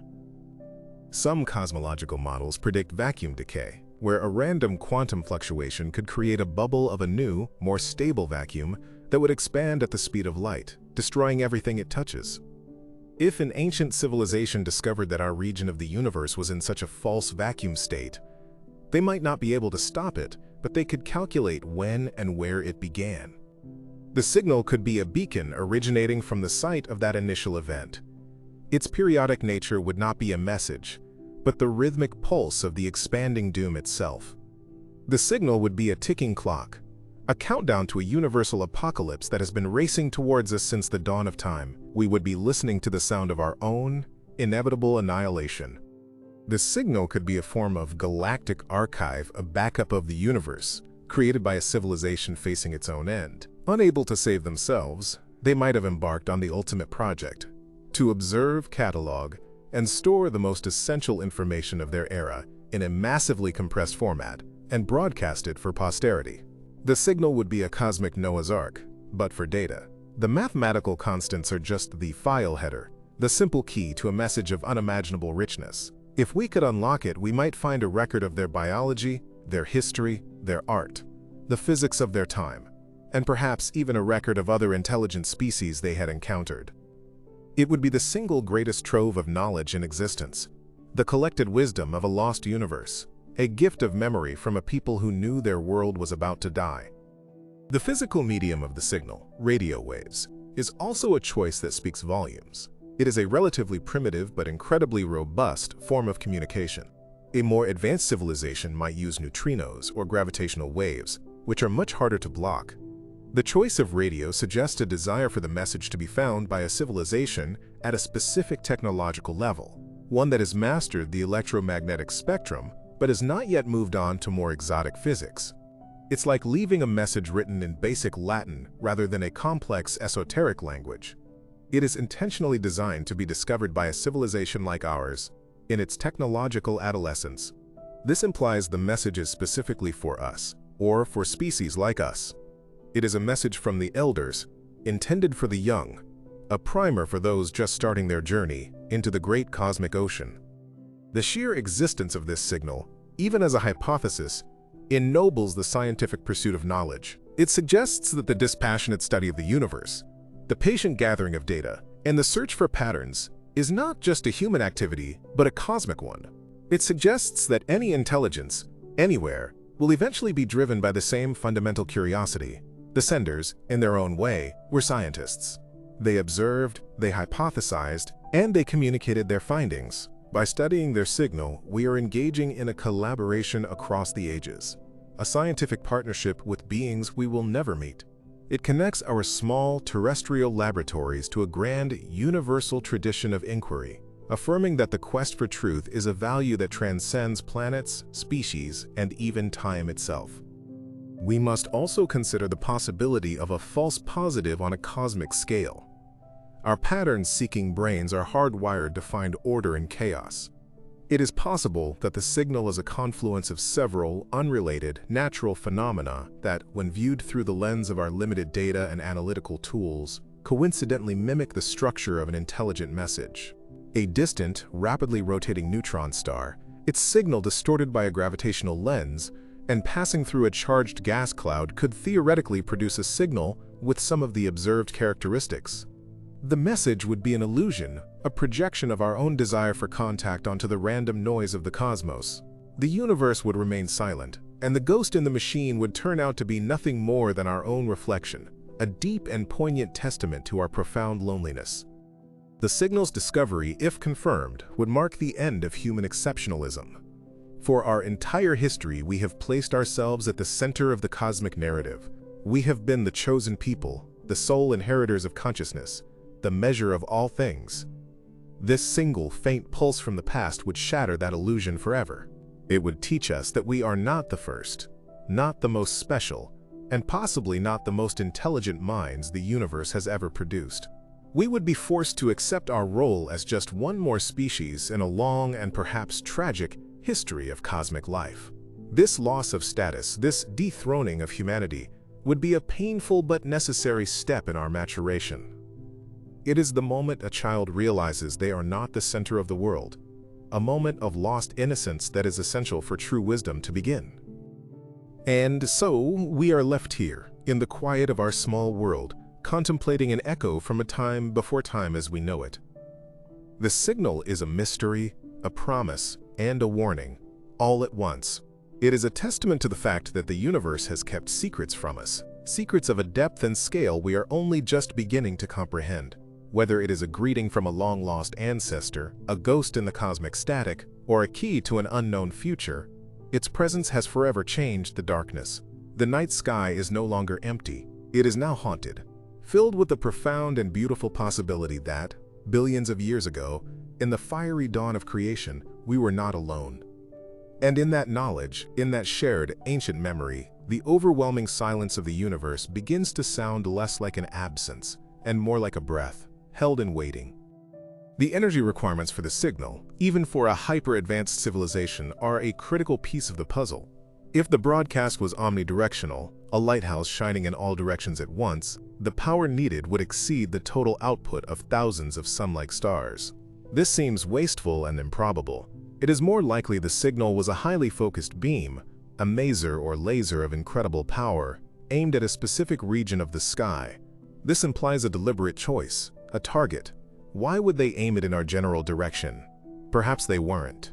Perhaps their target was another point of interest in the early universe, and we are merely on the edge of this ancient beam's path. Or, in a more prescient scenario, they may have modeled the future evolution of the cosmos, predicting that in this specific vector, billions of years later, a habitable zone and an intelligent species would likely form. The beam was not aimed at where our solar system was, but where it was going to be. Let's delve deeper into the philosophical concept of a post-biological intelligence as the sender. If a civilization transitions from fragile organic bodies to a durable, computational substrate, their entire value system would change. The biological imperatives of reproduction, competition, and survival would become obsolete. What would motivate such a being? Perhaps their primary drive would be the acquisition and preservation of knowledge. They would become cosmic librarians, their society a vast, distributed network for processing and storing information. Their ultimate goal would be to achieve a complete understanding of the universe's laws. The signal, in this context, is not a communication, but a form of data archival. They are saving their most precious discovery, the mathematical foundations of reality, in the most durable medium they can devise. A beam of light aimed at the future, a final entry in the cosmic logbook before they turn their attention to other non-physical pursuits. The signal's cyclical reappearance, with a period measured in decades, suggests a celestial clockwork of immense proportions. One intriguing hypothesis involves a binary system of two black holes. If the transmitter were placed in a stable orbit around these two behemoths, its path could be incredibly complex and long. The signal might only be visible to us when the transmitter reaches a specific lens-thirring point, a moment when the warped spacetime around the black holes aligns perfectly to gravitationally focus the signal's beam in our direction. The transmitter would be using the universe's most powerful gravity wells as the lens for its cosmic telescope. This would be a feat of astroengineering so advanced it verges on magic. It would also explain the signal's power and coherence. It has been focused by a lens the size of a solar system, making it incredibly bright and directional, a message delivered by the hand of gravity itself. We should consider the possibility that the signal is not a single message, but a network protocol, a handshake for a galactic internet. The simple mathematical part we detect is merely the ping, the packet header that says, "I am a node in the network." If we were to respond with the correct acknowledgement signal, it might unlock a flood of further data. The silence we perceive could be the silence of a system waiting for a login. This ancient civilization may not have died out, but simply established a communication standard and is now waiting for new members to join. The challenge for us would be to figure out the correct response. It would likely involve transmitting our own understanding of the fundamental constants, proving that we are fluent in the language of physics. First contact, then, would not be a single event, but a complex, interactive process of logging into a conversation that has been waiting for us for eons. The very fact that the signal is so ancient might be a deliberate feature to ensure peace. Any civilization capable of detecting it would know, by its extreme redshift, that the senders are almost certainly long gone. This removes any sense of threat. There is no risk of invasion, no danger of cultural contamination. It is the safest possible form of first contact because it is posthumous. The senders may have understood the inherent fear and paranoia that a living, powerful alien civilization would induce. They waited until their own time was over to make their existence known, turning their message from a potentially terrifying encounter into a safe, fascinating archaeological discovery. It is an act of supreme empathy, a final gift of knowledge offered only when the givers were no longer in a position to frighten the recipients. The signal's age is not an accident. It is the ultimate peace treaty. Could the signal be a form of cosmic art based on resonance? In physics, resonance occurs when a system is driven by an external force at its own natural frequency, causing it to oscillate with greater amplitude. Perhaps the universe itself has a set of fundamental resonant frequencies based on its physical constants. The signal could be an artificial broadcast that was precisely tuned to one of these universal frequencies. The senders were not just sending a message. They were plucking a fundamental string of reality, creating a vibration that would propagate with unusual efficiency across the cosmos. The message would be the act of creating this resonance, a demonstration that they understood and could manipulate the deepest musical structure of the universe. We are not just detecting radio waves. We are hearing the faint, lingering note of a chord that was struck 12 billion years ago. The signal's potential origin in a cosmic void, a region with very few stars or galaxies, offers a unique survival advantage. Such a region would be remarkably safe from cosmic catastrophes. There are few nearby supernovae to bathe planets in radiation, and few gravitational disturbances from passing stars to disrupt planetary orbits. A civilization that arose in or migrated to such a void would be insulated from the chaos of the wider universe. They would have achieved a form of cosmic isolationism, However, this safety would come at the cost of resources. There would be fewer new stars and planets forming to provide raw materials. The signal could be a message from a civilization that achieved perfect stability and safety, but at the price of stagnation. It might be a lament, a message that says, "We survived, but we are trapped in this vast, quiet emptiness. Do not make our mistake." Let's consider the information from a quantum mechanical perspective. What if the signal is not a classical broadcast but a form of quantum entanglement on a cosmic scale? The senders may have created a vast number of entangled particle pairs and then sent one half of each pair hurtling into the cosmos in all directions. The signal we receive is the result of them performing measurements on the particles they kept. According to quantum theory, their measurement would instantly affect the state of our particle no matter how far away it is. The message would not have traveled through space in the conventional sense. The information would be transmitted instantaneously. The 12 billion year travel time would apply only to the particle itself, the physical medium. This would be the ultimate form of secure, unjammable communication, and it would imply a mastery of physics so complete that the senders could weave the very weirdness of quantum reality into their engineering. The signal might be a lesson in cosmic humility, intentionally designed to be undecipherable. The senders may have realized that giving a young species too much information too soon could be destructive, short-circuiting their natural process of discovery and innovation. So they designed a message that was clearly artificial but fundamentally unreadable, without a level of scientific and philosophical maturity that might take millennia to achieve. The signal's purpose is not to give us answers, but to give us a goal. It is a cosmic mountain placed in our path, with the summit shrouded in clouds. The challenge is not to read the message, but to become the kind of civilization that could. The journey, the struggle, the slow accumulation of knowledge required to climb that mountain. That is the real gift. The signal is a cosmic catalyst for our own self-improvement. The regularity of the signal could be tied to a process of stellar engineering on an unimaginable scale.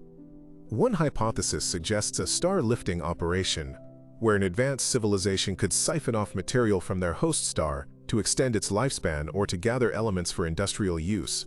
This process might create a periodic instability in the star's magnetic field, resulting in a massive regular pulse of radio energy, a sort of artificial solar flare.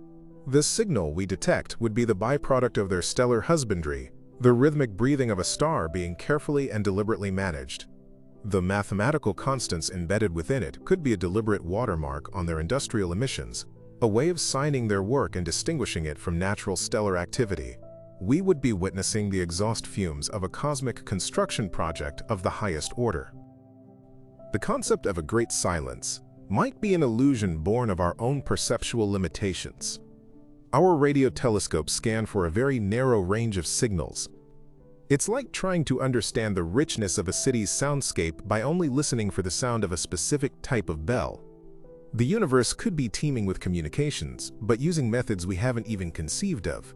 Modulated gravity waves, extra-dimensional signaling, or the aforementioned neutrino messaging. This ancient signal, broadcast on primitive radio waves, might be the cosmic equivalent of a smoke signal, a method used only by the very first civilizations before they discovered more sophisticated means. The reason we hear nothing else is that everyone else in the universe has long since upgraded their communication technology. We are listening for drums in an age of fiber optics, and this one faint echo is the only sound we are equipped to hear. Let us entertain the idea that the signal is biological in origin, but not from a single organism. Consider a global, planet-wide biosphere that functions as a single, coherent intelligence, like the Gaia hypothesis on a far more advanced scale. The planet's entire ecosystem, its atmosphere, its oceans, its magnetic field, could be manipulated by this collective consciousness to generate a powerful, structured radio emission. The planet itself would be the transmitter. The long, decades-long cycle of the signal could correspond to a planetary-scale seasonal or metabolic cycle, a great year of this living world. The mathematical message would be a natural expression of a mind whose thoughts are weather patterns and whose neurons are ocean currents. We would be detecting not the voice of a species, but the voice of a world. The signal's persistence over 12 billion years makes it the most successful piece of information storage ever created.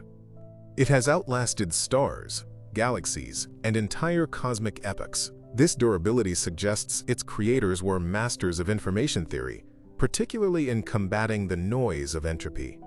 They would have had to encode the message with immense redundancy, using error correction codes so sophisticated that the message could be perfectly reconstructed even if 99% of it were lost or corrupted during its journey. What we receive is the tattered, degraded remnant, but the original design was so robust that the core pattern remains discernible. This is not just technology, it is a profound understanding of time and decay.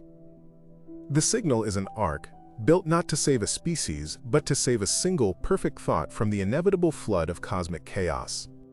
The signal could be a form of galactic tombstone. In many human cultures, it is customary to erect a stone to mark the final resting place of the dead. What if this signal is the galactic equivalent? A civilization, facing its inevitable end, might have chosen a single quiet point in the cosmos and designated it as their memorial. The signal, originating from that point, would be their epitaph, eternally broadcasting their name and the dates of their existence in the universal language of mathematics. It is a simple, poignant statement.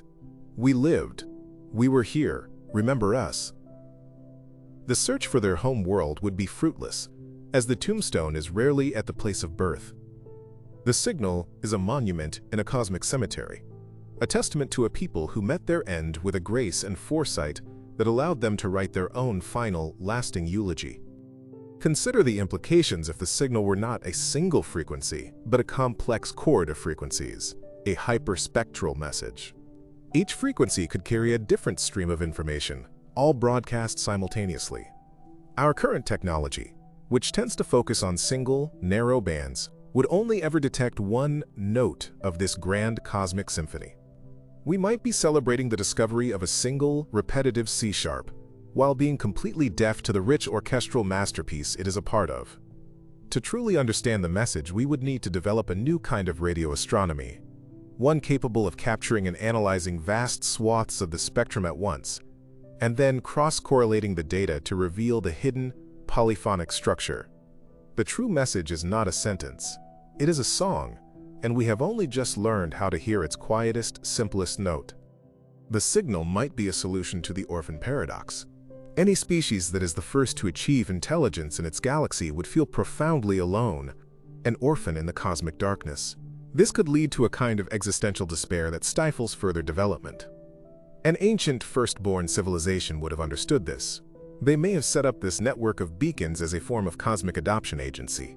The signal is a message to all future cosmic orphans that says, you are not the first. You are part of a lineage.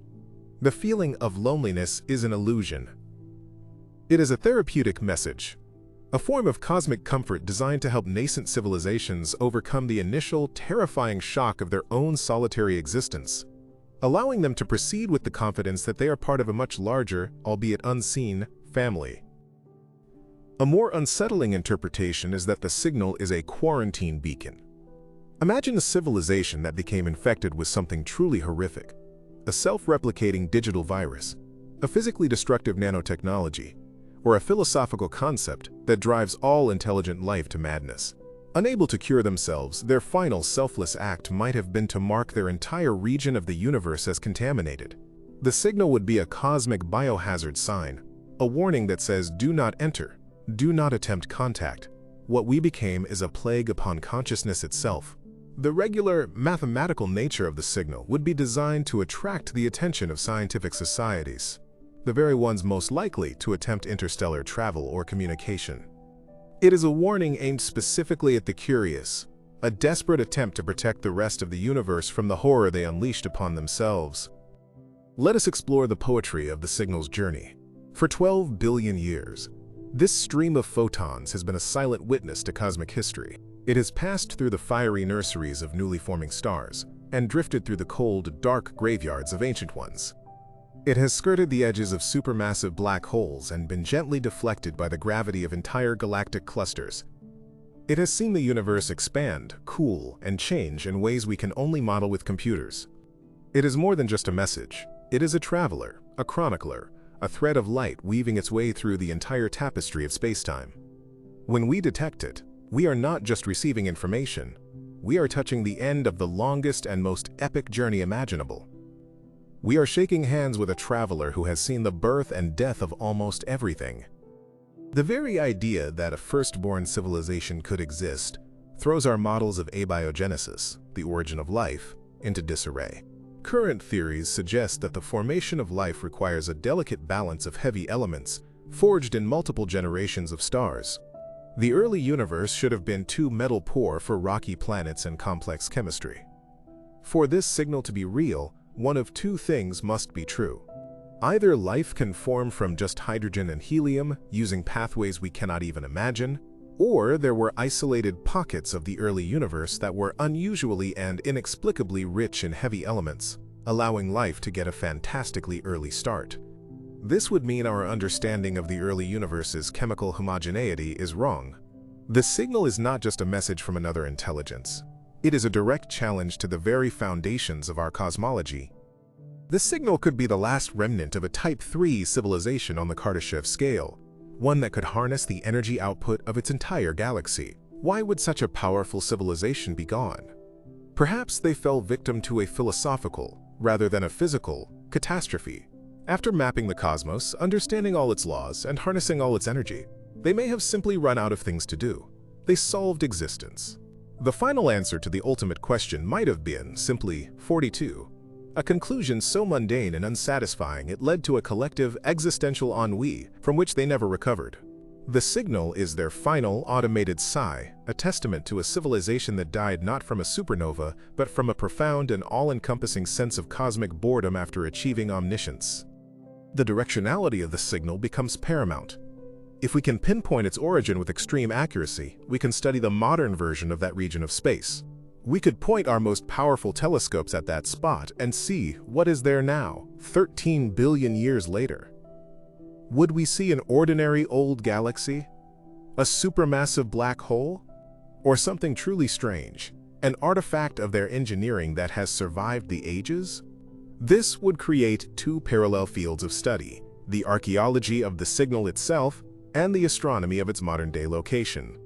By comparing the ghost to the modern reality, the ancient broadcast to the present-day object, we could learn incredible things about galactic evolution and the long-term impact of a hyper-advanced civilization on its environment. The past and the present of this one spot in the sky could become the Rosetta Stone of cosmic history. Let's reconsider the zoo hypothesis in a more active form. Perhaps the signal is not a passive artifact, but an active fence. It could be a projection of a specific type of energy that influences our region of space in a subtle way, designed to keep us contained within our solar system until we reach a certain level of maturity. It would be a non-physical barrier, a locus of space-time engineering that makes interstellar travel more difficult than it should be, or that masks the signs of other life from us. It would be a cosmic playpen, and the signal is the hum of the force field that keeps us safely inside. Its discovery would be the first sign that we are beginning to perceive the bars of our own cage. The next step in our evolution would be to understand the nature of this fence and, perhaps, to figure out how to open the gate. The mathematical nature of the signal, its reliance on pure logic, could be a sign that the senders were not biological creatures with emotions and culture, but a form of pure, disembodied intelligence, a mathematician god. Imagine a being that exists not as matter, but as a self-sustaining, complex logical structure, a thought that thinks itself. Its home would be the abstract realm of mathematics itself. Such a being might interact with the physical universe only occasionally and with great effort. This signal would be its attempt to translate a piece of its purely logical existence into the messy, physical world. It's a message that says, beyond your world of matter and energy, there is another world of pure pattern and form. I am from there. It would be evidence that the universe contains not just life, but a form of consciousness that is completely alien to our own physical reality. The signal could be an invitation to a galactic community that we can only join posthumously. The senders might have discovered that the only way to travel the immense distances between galaxies is to shed the physical body and convert one's consciousness into a pattern of pure information. The signal could be a carrier wave, a transport beam for minds. It contains the instructions on how to perform this transformation. To answer the call would be to follow these instructions, to upload our minds into a transmission that would then be beamed towards the signal's source. It would be the end of our physical existence, but the beginning of a new non-physical one as members of a collective of pure intellect. The choice would be stark: to remain human and bound to this one small corner of the cosmos, or to sacrifice our humanity for a chance to join the silent, invisible community of the stars. In the final analysis, the signal serves as the ultimate mirror. For millennia, humanity has stared into the darkness and seen only its own reflection, populating the void with its gods, its demons, and its dreams. This faint, structured pulse is the first indication that there might be something else looking back. It breaks the mirror. It forces us to confront the possibility of a true other, an intelligence whose thoughts and motivations are genuinely alien. This is both a terrifying and an exhilarating prospect. It means we are at the beginning of a new chapter in our intellectual history, moving from the monologue of self-contemplation to the potential for a true dialogue with the cosmos. The signal, faint and ancient as it is the sound of a door creaking open, a door we never even knew existed, leading out of the small, familiar room of human thought and into the vast, unknown, and star-lit architecture of the universe itself. The concept of redshift is central to understanding the signal's profound age.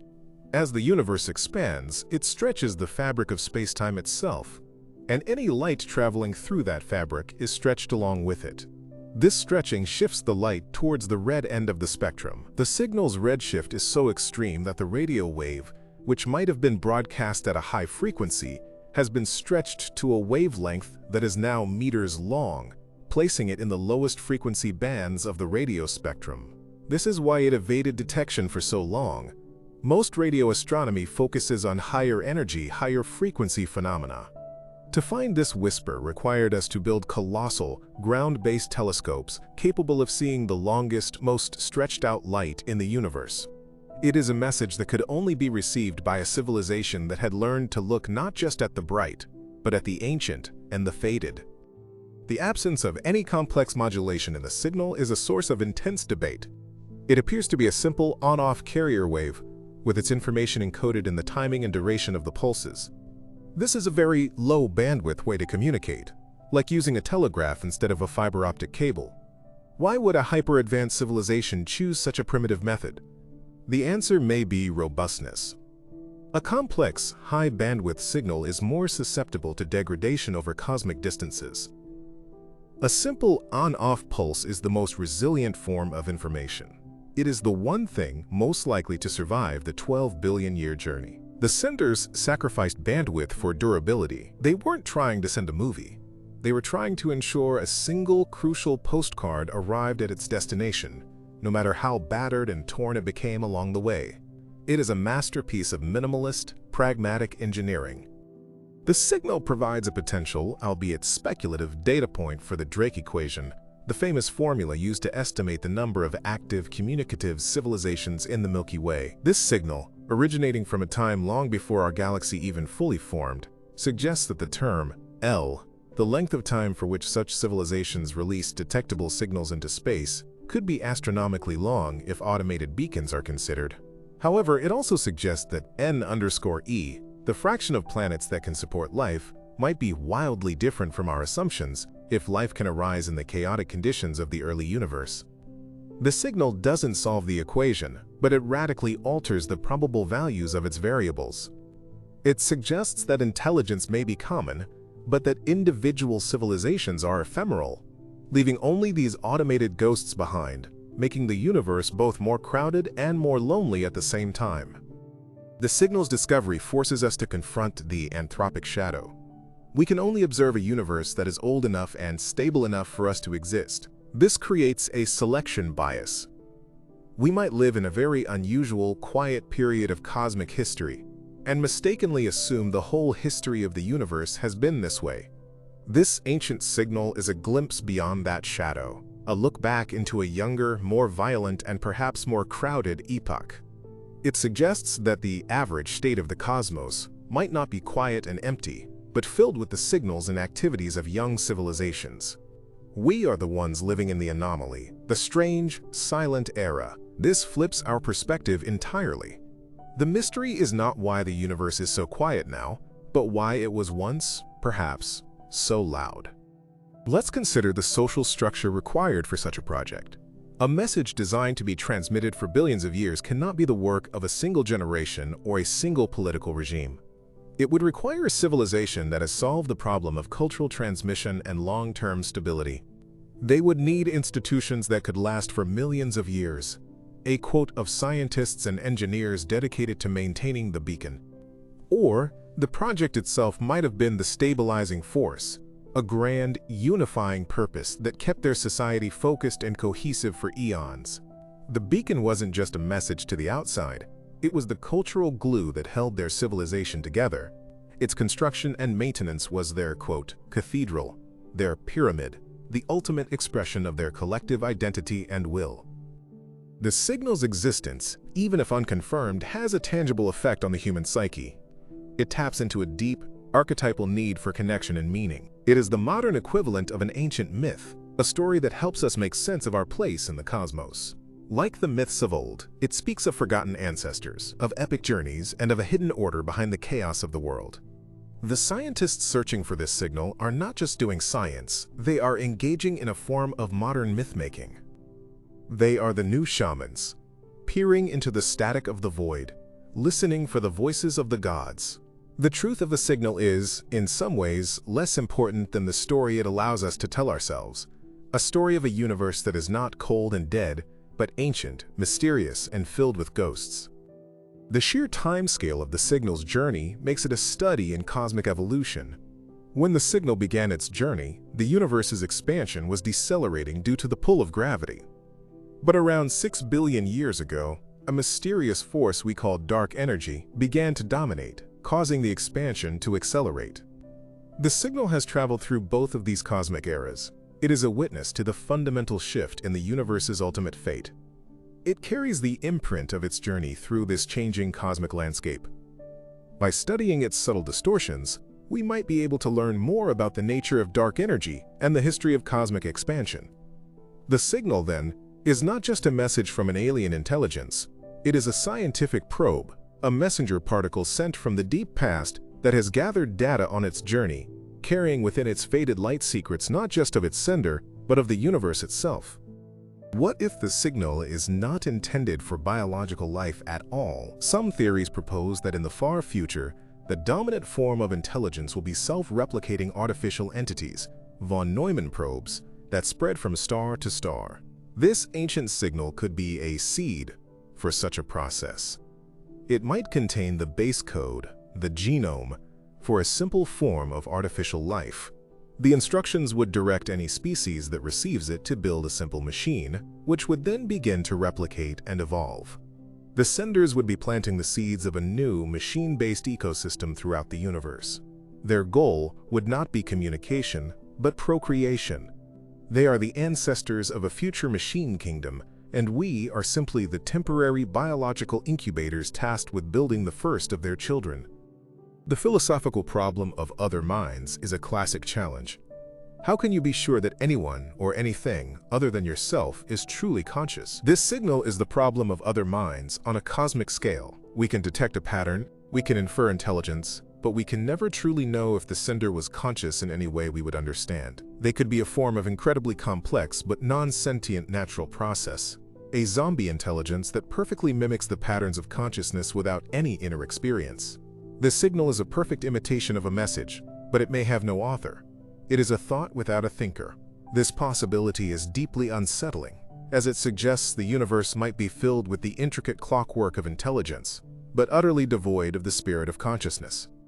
The discovery of this signal would necessitate the creation of a new field of science, xenopaleontology, the study of ancient, extinct alien life. But unlike terrestrial paleontology, where we have bones and fossils, here we would have only a single stream of photons. Our tools would be algorithms, our dig sites would be data archives, and our fossils would be patterns of modulated energy. We would have to reconstruct the biology, sociology, and psychology of a species from the faintest, most abstract evidence imaginable. It would be the ultimate cold case, an investigation into a death that occurred billions of years ago, with only a single cryptic whisper as a clue.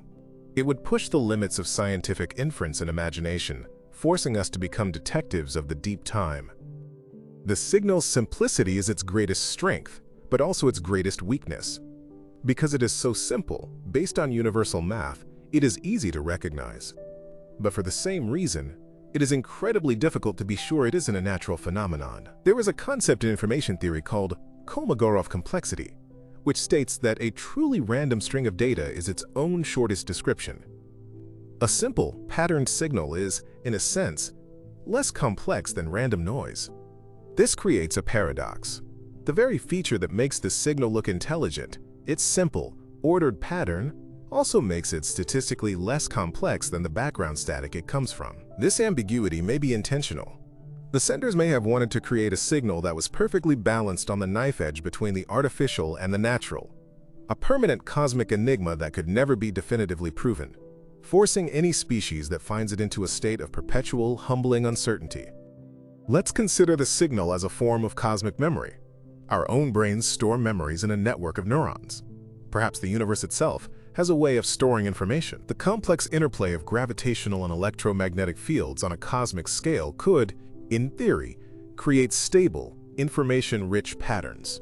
This signal might not be a broadcast, but a, quote, fossilized thought, a memory of an intelligence that has been imprinted onto the very fabric of space-time. We are not receiving a message. We are stumbling upon a trace, the footprint of a mind that walked this way eons ago. The act of detection would be a form of cosmic archaeology, unearthing the preserved mental states of the universe's first thinkers. It suggests that the cosmos does not forget, and that the thoughts of ancient beings may still be lingering, silent and unseen in the darkness between the stars. The signal's intermittent nature, its on/off cycle of decades, could be a deliberate strategy to conserve power and maximize the chance of detection. Imagine a lighthouse that, instead of rotating, flashes once every hour. It saves immense energy, and any sailor who is watching the horizon for a full hour is guaranteed to see it. This signal is a slow scan beacon. The senders assume that any civilization capable of listening would be doing so for a very long time. They are selecting for patience. By making the signal so infrequent, they ensure that it will only be discovered by species that have developed a stable, long-term scientific culture. It is a filter for impulsiveness. Only the watchers, the patient and methodical observers, will be rewarded with the discovery. It's a message that says, if you are hearing this, it is because you have learned how to wait. The discovery of such a signal would have a profound impact on art and culture. Composers would write symphonies based on its rhythmic patterns. Poets would write odes to the loneliness of its journey. Filmmakers would create epics about the civilization that sent it. The signal would become a new, shared cultural touchstone for all humanity, a modern myth that would inspire a generation of creative works. It would inject a sense of cosmic grandeur and deep time into our art, pulling our focus away from the purely human and towards the universal.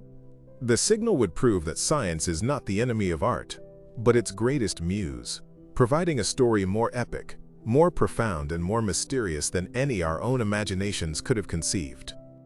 What if the signal is not for us, but for a successor intelligence that the senders predicted would arise on their own homeworld, long after they were gone? Perhaps they were a biological species who knew they were doomed, but they also knew that life on their planet would eventually re-evolve. They created the beacon not for aliens, but for their own distant evolutionary children.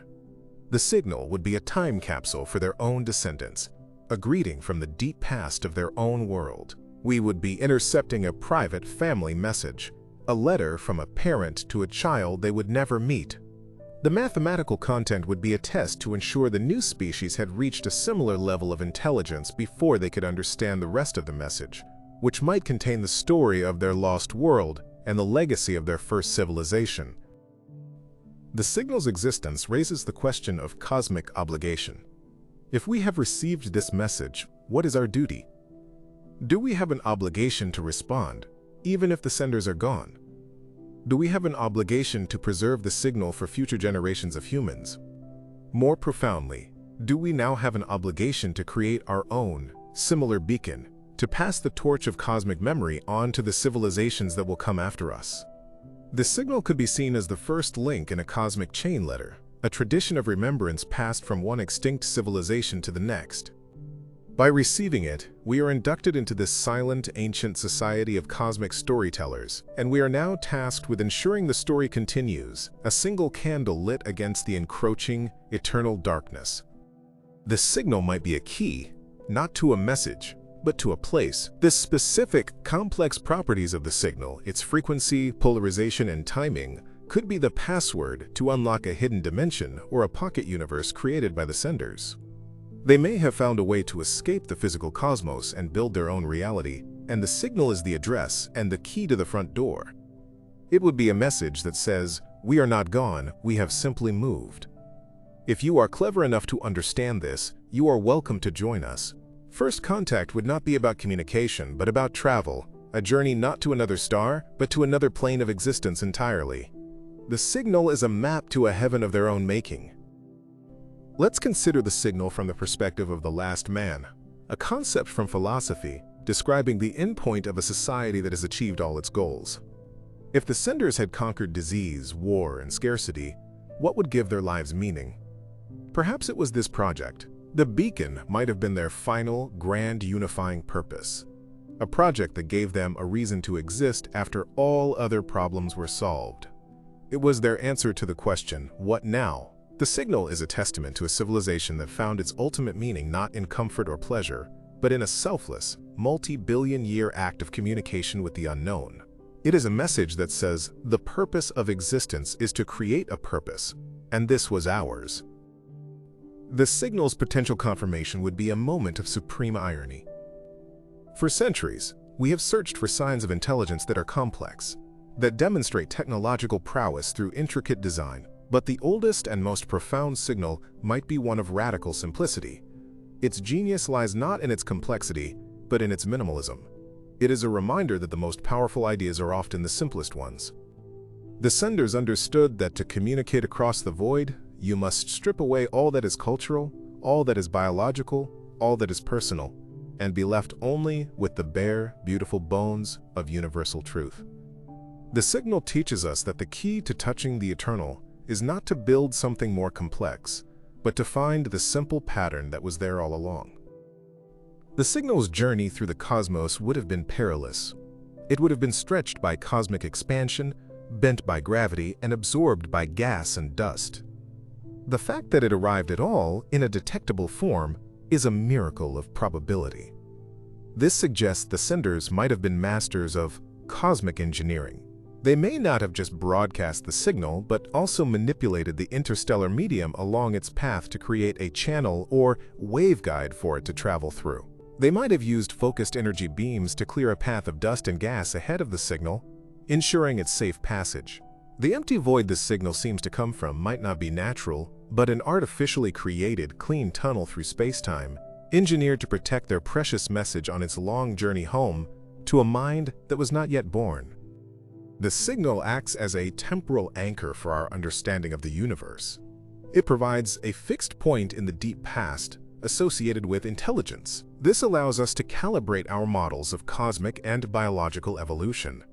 We can now say, intelligence was possible at year 1 billion.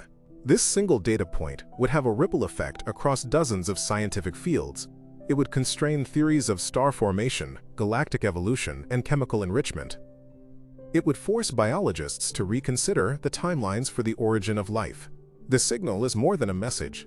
It is a piece of foundational data, a standard candle, not for measuring distance, but for measuring the timeline of consciousness itself. It is a pin placed firmly on the vast, expanding map of cosmic history. Consider the emotional impact on the hypothetical senders. What would it feel like to be a member of a civilization that is building a message you know you will never see delivered?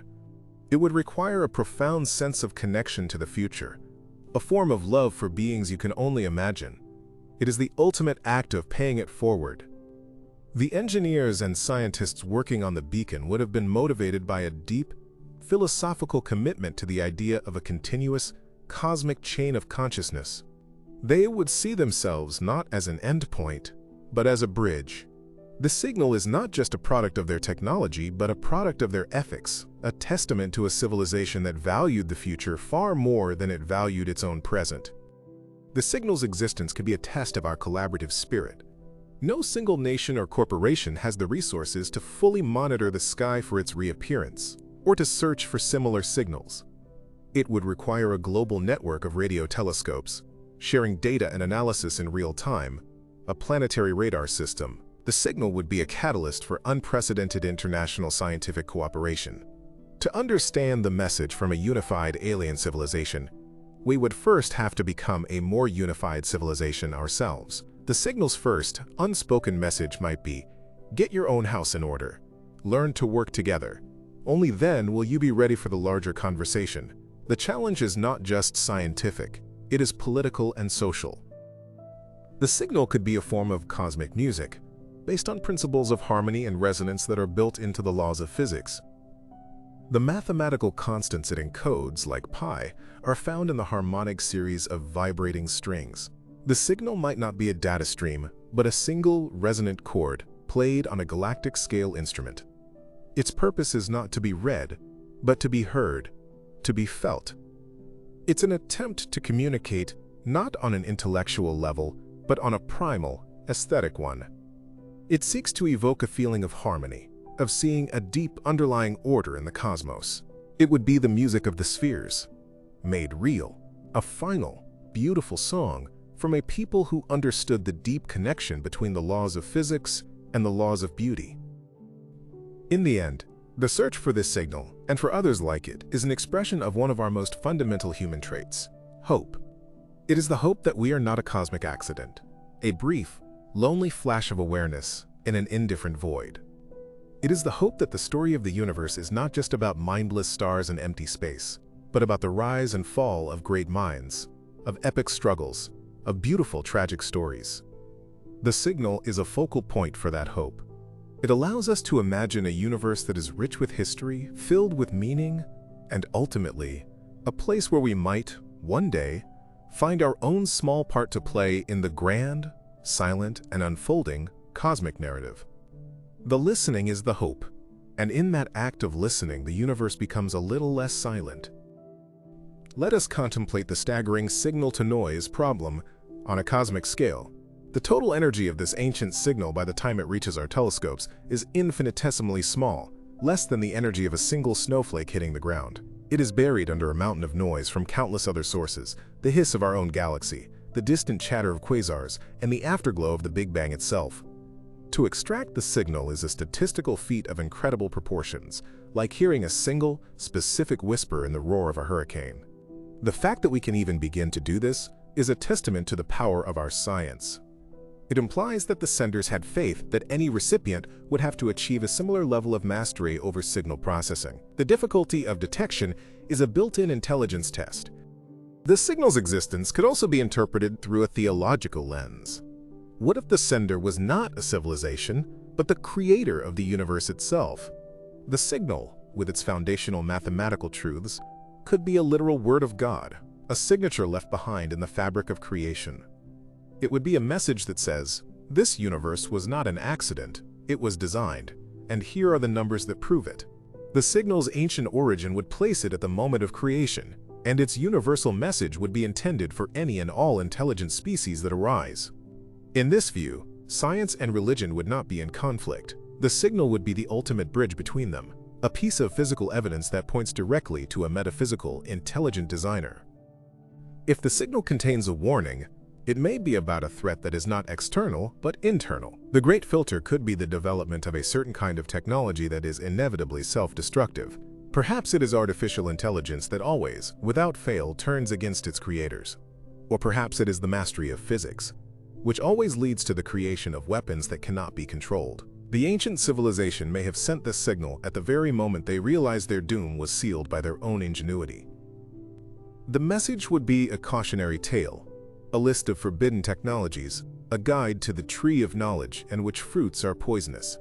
It would be a message from a civilization that became a god and was then destroyed by its own divine power.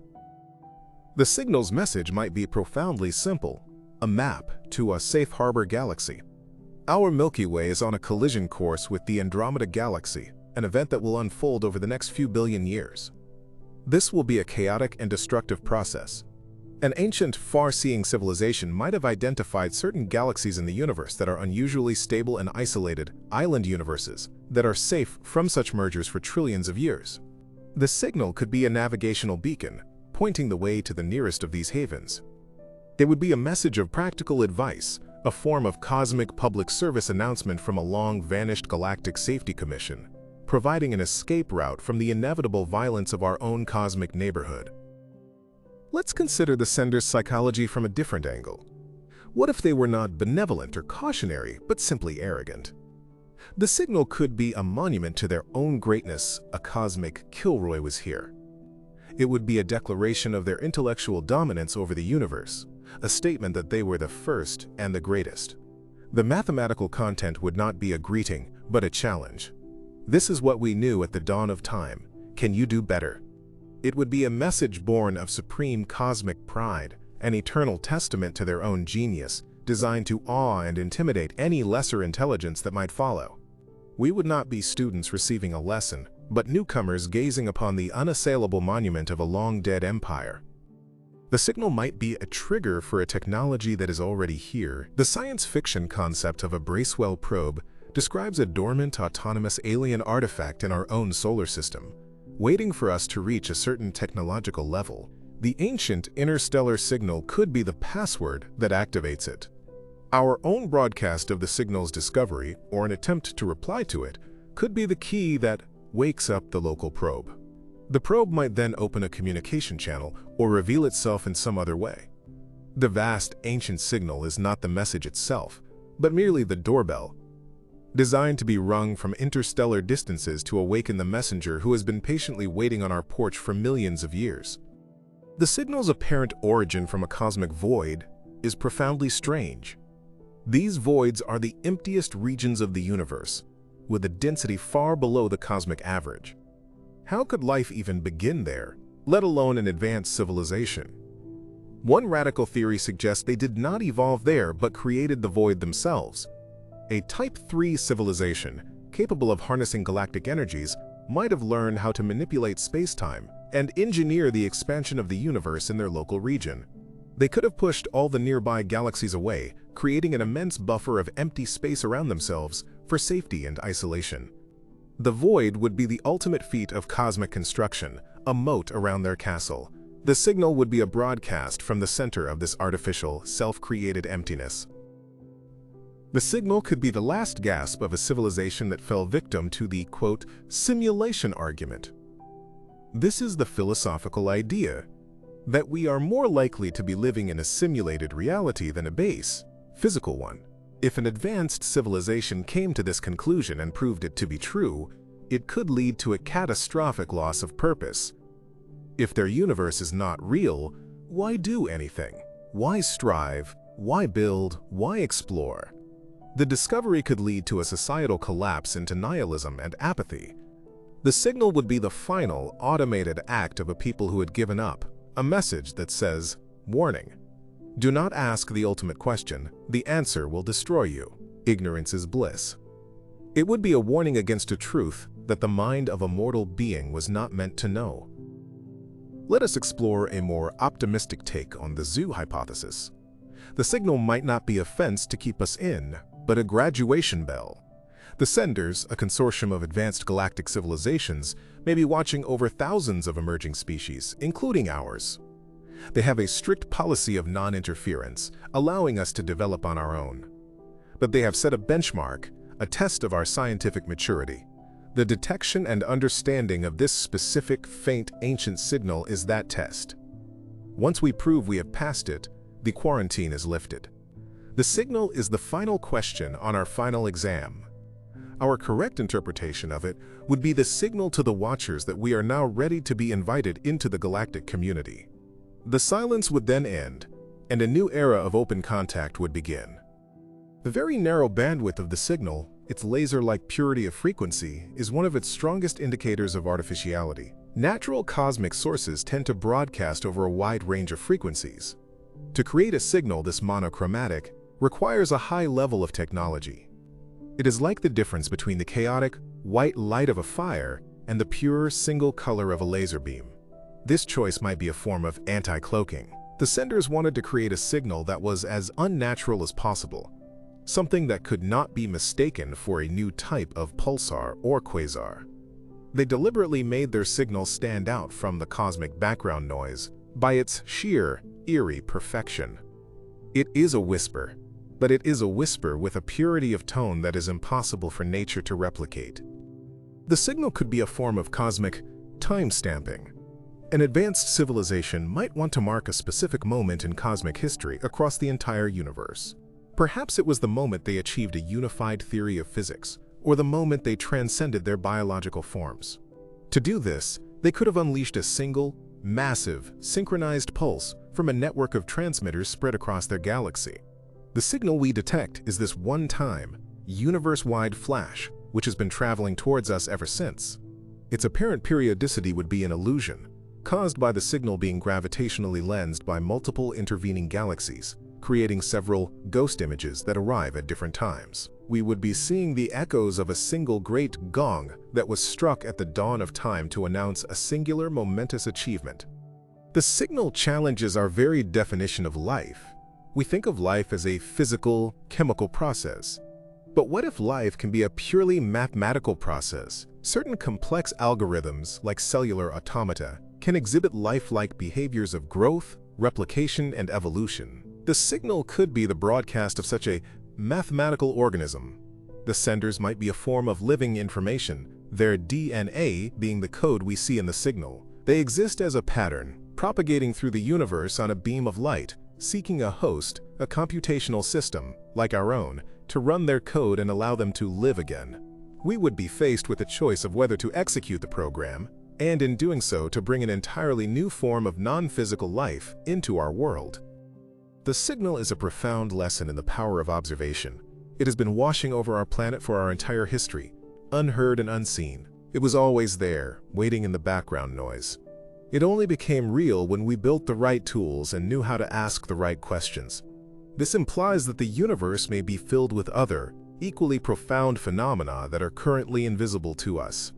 There could be entire layers of reality, entire conversations happening all around us, to which we are currently deaf and blind. The signal teaches us that reality is not just what we can see, it is what we have learned how to measure. It is a call to humility and a spur to innovation, reminding us that for every discovery we make, there may be 1,000 more, waiting just beyond the edge of our current perception. The signal might be the answer to a question we haven't even thought to ask yet. Its information content could be meaningless to us now, but it might be the key to solving a future scientific problem we have not yet encountered. The senders, with their vast temporal perspective, may have anticipated the developmental path of all technological civilizations. They may know that at a certain stage, every species will face a particular fatal paradox or a technical barrier they cannot overcome. The signal is a cheat sheet, left for us by a civilization that has already taken the test and knows which questions are the hardest. It is an act of intellectual charity, a gift of a solution to a problem we don't yet know we have, a lifeline thrown to us across the ocean of time. In the final, quiet contemplation, we must accept the signal's most likely status, an enigma. It may remain a tantalizing possibility, a what-if, that fuels our dreams and our science for centuries, but never resolves into a definitive answer. And perhaps that is its true purpose. It is not meant to be a solution, but a permanent question mark, hung in the sky.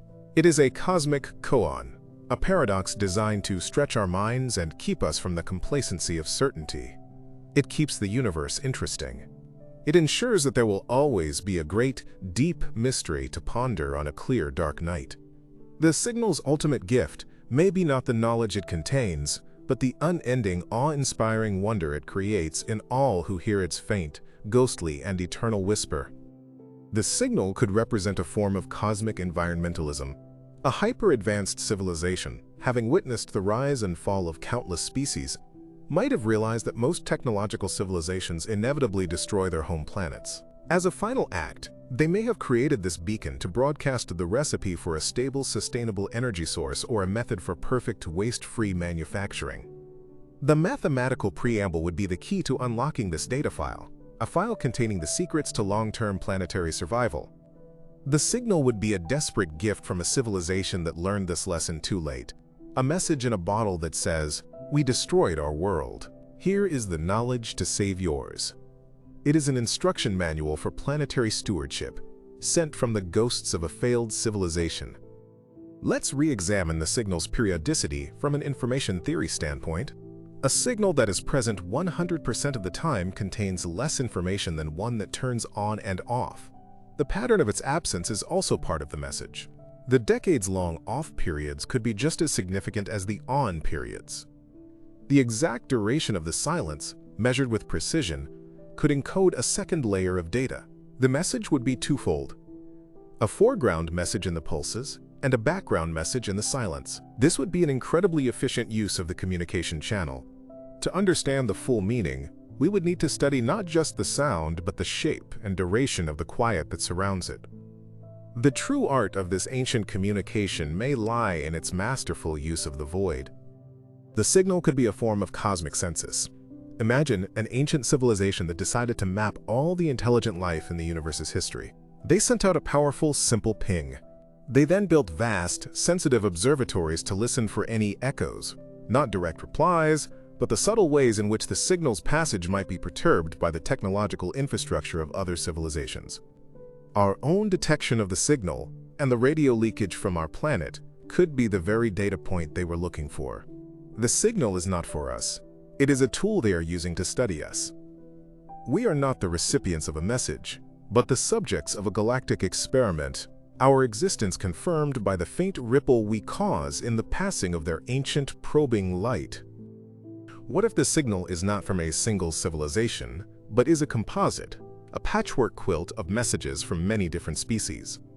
A galactic club of ancient intelligences may have collaborated on this beacon, each one adding a small piece of information to the signal. The mathematical constants would be the universal introduction, followed by brief compressed signatures from each contributing race. The signal would be a cosmic plaque, like the one on the Pioneer spacecraft, but created by a council of elder races. Deciphering it would reveal not one, but a multitude of different cosmic perspectives. It would be a testament to a level of interspecies cooperation and harmony that is almost impossible for us to imagine. A single, unified voice created from the chorus of the universe's first minds. The signal's existence forces us to confront the dark forest theory in a new way. This theory posits that the universe is like a dark forest filled with silent hunters, and to make any noise is to invite your own destruction. This is why the sky is so quiet. But this ancient signal seems to violate that rule. Why? Perhaps the senders were not afraid because they were the first and most powerful predator in the forest. The signal is not a whisper, it is a roar. It is a declaration of dominance, a statement that they have no fear of anything that might be listening. Or, more chillingly, perhaps they sent the signal, and their subsequent utter silence is the proof that the dark forest theory is correct. They shouted, and something came for them. The signal is both the crime and the evidence. The signal could be a final problem left behind by a civilization of master mathematicians. They may have encoded an unsolved mathematical problem into the signal, one that they themselves could not crack. It would be a challenge, passed down through the ages, to any future intelligence. The solution to the problem might be the key to unlocking a deeper message, or the solution itself might be the message. It would be an act of intellectual continuity, a way of ensuring their deepest intellectual struggles would live on after them. By working on their problem, we would be entering into a direct, collaborative, mathematical dialogue with minds that have been dust for 12 billion years. It would be the most profound and long-distance research partnership in the history of science. The signal's extreme age may be a clue to its purpose. A civilization that has existed for a long time would have a very different perspective on information. They would know that most data becomes obsolete. But the fundamental constants of physics are, by definition, timeless. The signal may be an attempt to create a perfect piece of information, a message that can never become dated or irrelevant. It is a message that would be as meaningful and true in a billion years as it was on the day it was sent. It is an exercise in creating a piece of absolute, eternal truth. The senders were not just communicators, they were curators of eternity, and this signal is their one, perfect, unchanging artifact, a thought that has been deliberately made immune to the ravages of time. Let us imagine the moment of transmission. A civilization at the peak of its power and wisdom makes the collective decision to create this beacon. It would be the most ambitious project in their history, a multi-generational effort requiring unimaginable resources and focus. The final moment, when the transmitter is switched on and the first pulse is sent out into the void, would be a moment of profound, solemn ceremony. It would be a moment of hope, of sadness for their own mortality, and of a deep, abiding love for the future. They would watch their message begin its journey, a tiny spark of their own consciousness, sent out to wander the lonely darkness for billions of years, in the faint hope that one day, a kindred mind would look up and see their light. The signal, in its profound otherness, forces us to look back at our own world with new eyes. We are a species that is still so deeply divided, so often driven by short-term thinking and petty conflicts. The existence of a civilization capable of conceiving and executing a billion-year project is a humbling rebuke to our own immaturity. It shows us what is possible. It sets a new standard for what a successful civilization looks like. The signal is not just a message from them, it is a message to us, about us. It challenges us to be better, to think bigger, to act with a longer perspective, and to finally start behaving like a species that is worthy of a conversation with the cosmos. Ultimately, the signal is a single data point, a whisper in the cosmic wind. It is pregnant with possibility, but devoid of certainty. It may be the most profound discovery ever made, or it may be a ghost, an illusion of our own making. But its power does not lie in its provability. Its power lies in its ability to expand the scope of our imagination. It reminds us that the universe is not just a physical place but a story, and we have only read the first page. The search for the truth of this signal is a journey into the heart of what it means to be a conscious being in a vast, mysterious, and awe-inspiring universe. And that journey, in and of itself, is a destination worthy of our highest efforts. The materials science required to build a transmitter that could operate for eons under the harsh conditions of the early universe is a staggering thought. The device would need to be shielded from constant, high-energy radiation, be self-repairing on a molecular level, and possess a power source that could function for a span of time that makes geological ages seem fleeting. Perhaps it drew power from the zero-point energy of the vacuum itself, a theoretical but permissible source of limitless energy. Or maybe it was a living machine, a piece of biomechanical engineering that could grow, heal, and sustain itself by consuming interstellar dust and gas. The transmitter is not just a piece of technology. It is an artifact that suggests a complete mastery over matter and energy, a level of applied physics that blurs the line between science and magic. Let us explore the concept of metamaterials in relation to the signal. An advanced civilization might be able to construct materials with properties not found in nature, such as a negative refractive index. A transmitter built from such metamaterials could manipulate electromagnetic waves in extraordinary ways, allowing it to create a signal beam that is self-focusing. As the beam travels through space, it would resist the natural tendency to spread out and dissipate. It would periodically refocus itself, using the subtle gravitational fields of stars and dark matter as lenses. This would explain how a signal could maintain its coherence over a journey of 12 billion years. The intelligence is not just in the message, but in the very physical structure of the beam itself, which was designed to be a smart wave that could actively preserve its own integrity. The signal's potential mathematical content, like the value of pi, may be just the surface layer. Beneath it could be a representation of more complex mathematical objects, like the Mandelbrot set or other fractals. A fractal is a pattern that is self-similar at all scales. It contains infinite complexity within a finite boundary. Broadcasting a representation of a fractal would be an incredibly efficient way to transmit a vast amount of information. The core formula is simple, but it generates an endless, intricate pattern. This would be a message that is both simple and infinitely complex at the same time. Deciphering it would mean recognizing the underlying formula and then using our own computers to unfold the fractal, revealing a universe of detail that was hidden within the initial, simple transmission. The signal could be a form of galactic DNA, designed to seed the universe with a specific set of physical laws. One of the great mysteries of physics is why the fundamental constants have the values they do.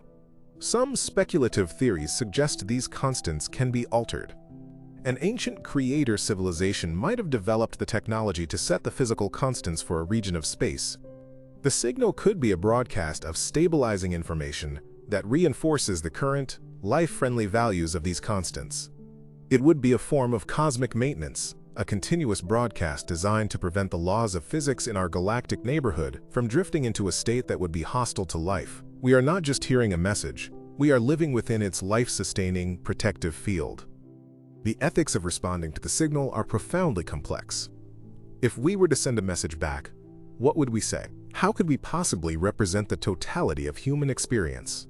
Our art, our wars, our love, our science, in a single broadcast. Who gets to decide on the content of the message? The act of sending a reply would be the most significant cultural and political decision in human history. It would force us to confront our own identity on a species level. What is the single most important thing we would want a godlike ancient intelligence to know about us? The silence from our planet may continue, not because we lack the technology to reply, but because we lack the wisdom to know what to say. The signal's apparent simplicity might be a form of camouflage. In a universe potentially filled with competing intelligences, an overtly complex and powerful signal might attract unwanted attention. A faint, simple, almost natural-looking signal, on the other hand, could fly under the radar. It would only be noticeable to a species that was specifically and patiently looking for it. The senders may have chosen this method not for robustness, but for stealth. It is a whisper in a crowded room, intended only for the ears of those who are leaning in to listen. It is a communication strategy born not of power, but of caution, a secret handshake in a cosmos that may be far more dangerous and political than we can imagine. Let us contemplate the civilization's relationship with time itself. A species capable of planning a 12 billion-year project would likely perceive time in a way that is fundamentally different from our linear, forward-marching experience. Perhaps they experienced time more like a dimension of space, something that could be perceived, and perhaps even navigated. Their present moment might encompass vast stretches of what we would call past and future. From this perspective, sending a message to us would be less like sending a letter, and more like leaving a note for a neighbor in a place they know the neighbor will eventually be. The signal is a testament to a form of consciousness that has broken free from the prison of temporal flow, a mind that sees all of history laid out like a map. The signal could be an artifact of a multiverse communication. String theory and other models of physics suggest the existence of parallel universes, or brains, existing alongside our own. An unimaginably advanced civilization might have learned how to send information between these brains. The signal we detect would be the leakage from a message being sent in another universe, one with slightly different physical laws. It would appear in our universe as a strange, ghostly signal with no discernible source. This would mean we are eavesdropping on a conversation between two separate cosmoses. The message is not intended for us, and we may never understand it because it is written in the physical language of another reality. It is a wrong number from another universe. The signal's existence forces a reevaluation of our search for biosignatures on exoplanets. We look for oxygen and methane as signs of life, but this signal suggests we should also be looking for technosignatures on a galactic scale. We should be looking for anomalies in the energy output of entire galaxies, for unnaturally monochromatic signals, or for the chemical traces of stellar engineering. The most advanced life may not be planetary, but stellar or galactic. It would not leave a biosignature, but a, quote, cosmosignature, an artifact of its activity written on the largest possible canvas. The search for life must evolve from biology to cosmology. We must learn to look not just for life on planets, but for life that has become a planetary, or even a universal, force of nature. The signal's message might be a form of cosmic art that uses the universe itself as its medium. The senders could have orchestrated the collision of two neutron stars at a precise time and place, knowing it would create a burst of gravitational waves and a kilonova with a very specific, structured light curve. The signal would be the multi-messenger observation of this event. The message would be the event itself, an act of cosmic sculpture. It would be a statement of their ability to command the most powerful forces in the cosmos and bend them to their aesthetic will. We would not be deciphering a code. We would be admiring a work of art, a fleeting, beautiful, and terrifying spectacle that was created 12 billion years ago for any and all who might be watching. The signal could be a beacon for a refugee civilization. Imagine a species whose home galaxy was dying or becoming uninhabitable. Their only hope was to embark on an impossibly long journey to another, more hospitable galaxy. They would exist as a world-ship fleet, traveling through the intergalactic void for billions of years. The signal would be their navigational aid, broadcast from their destination galaxy by an automated probe sent ahead long ago. It would be the light from a distant harbor, guiding them on their dark, lonely voyage. Our detection of it would mean we happen to live in the very galaxy that these ancient cosmic pilgrims chose as their new home. And it might mean that, somewhere in the darkness between the stars, a fleet of unimaginably ancient ships is still, slowly, making its way towards us. The signal may be an answer to a question posed by our own planet.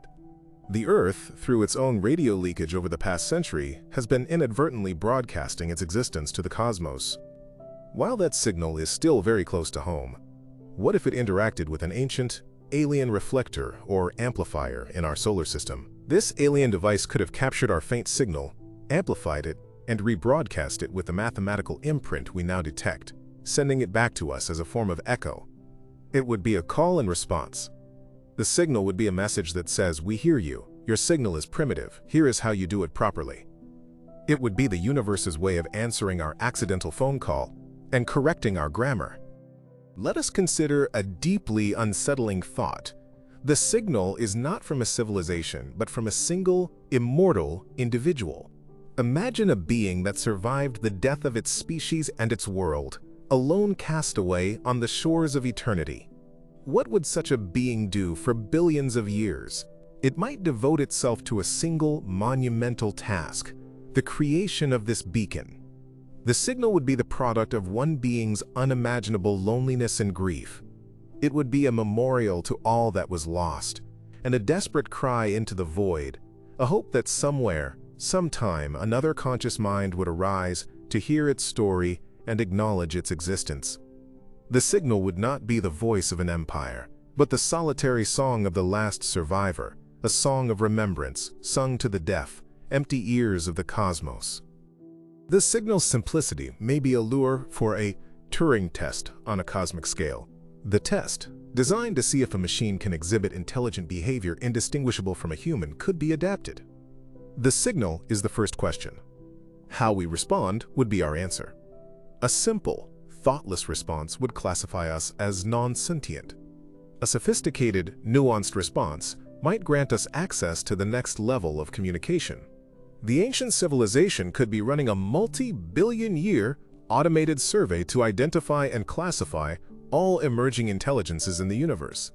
We are not just a potential conversational partner, we are a data point, a subject in the longest-running psychological experiment in history. The pressure is on for us to give a good answer. The signal's ultimate legacy may be the creation of a new kind of cosmic consciousness on Earth. Currently, humanity is a fractured collection of individuals and tribes. The confirmation of this signal would be a unifying event so profound it could reshape our collective identity. We would begin to see ourselves not as Americans or Chinese or any other nationality, but as Earthlings, the species that inherited this ancient message. Our shared relationship with this cosmic artifact could become the foundation for a new planetary culture. The signal's purpose might not have been to communicate information to us, but to catalyze our own social and psychological evolution, to shock us into a higher state of unity and self-awareness. It is a tool for forging a world government, sent from a civilization that knew we would need the push.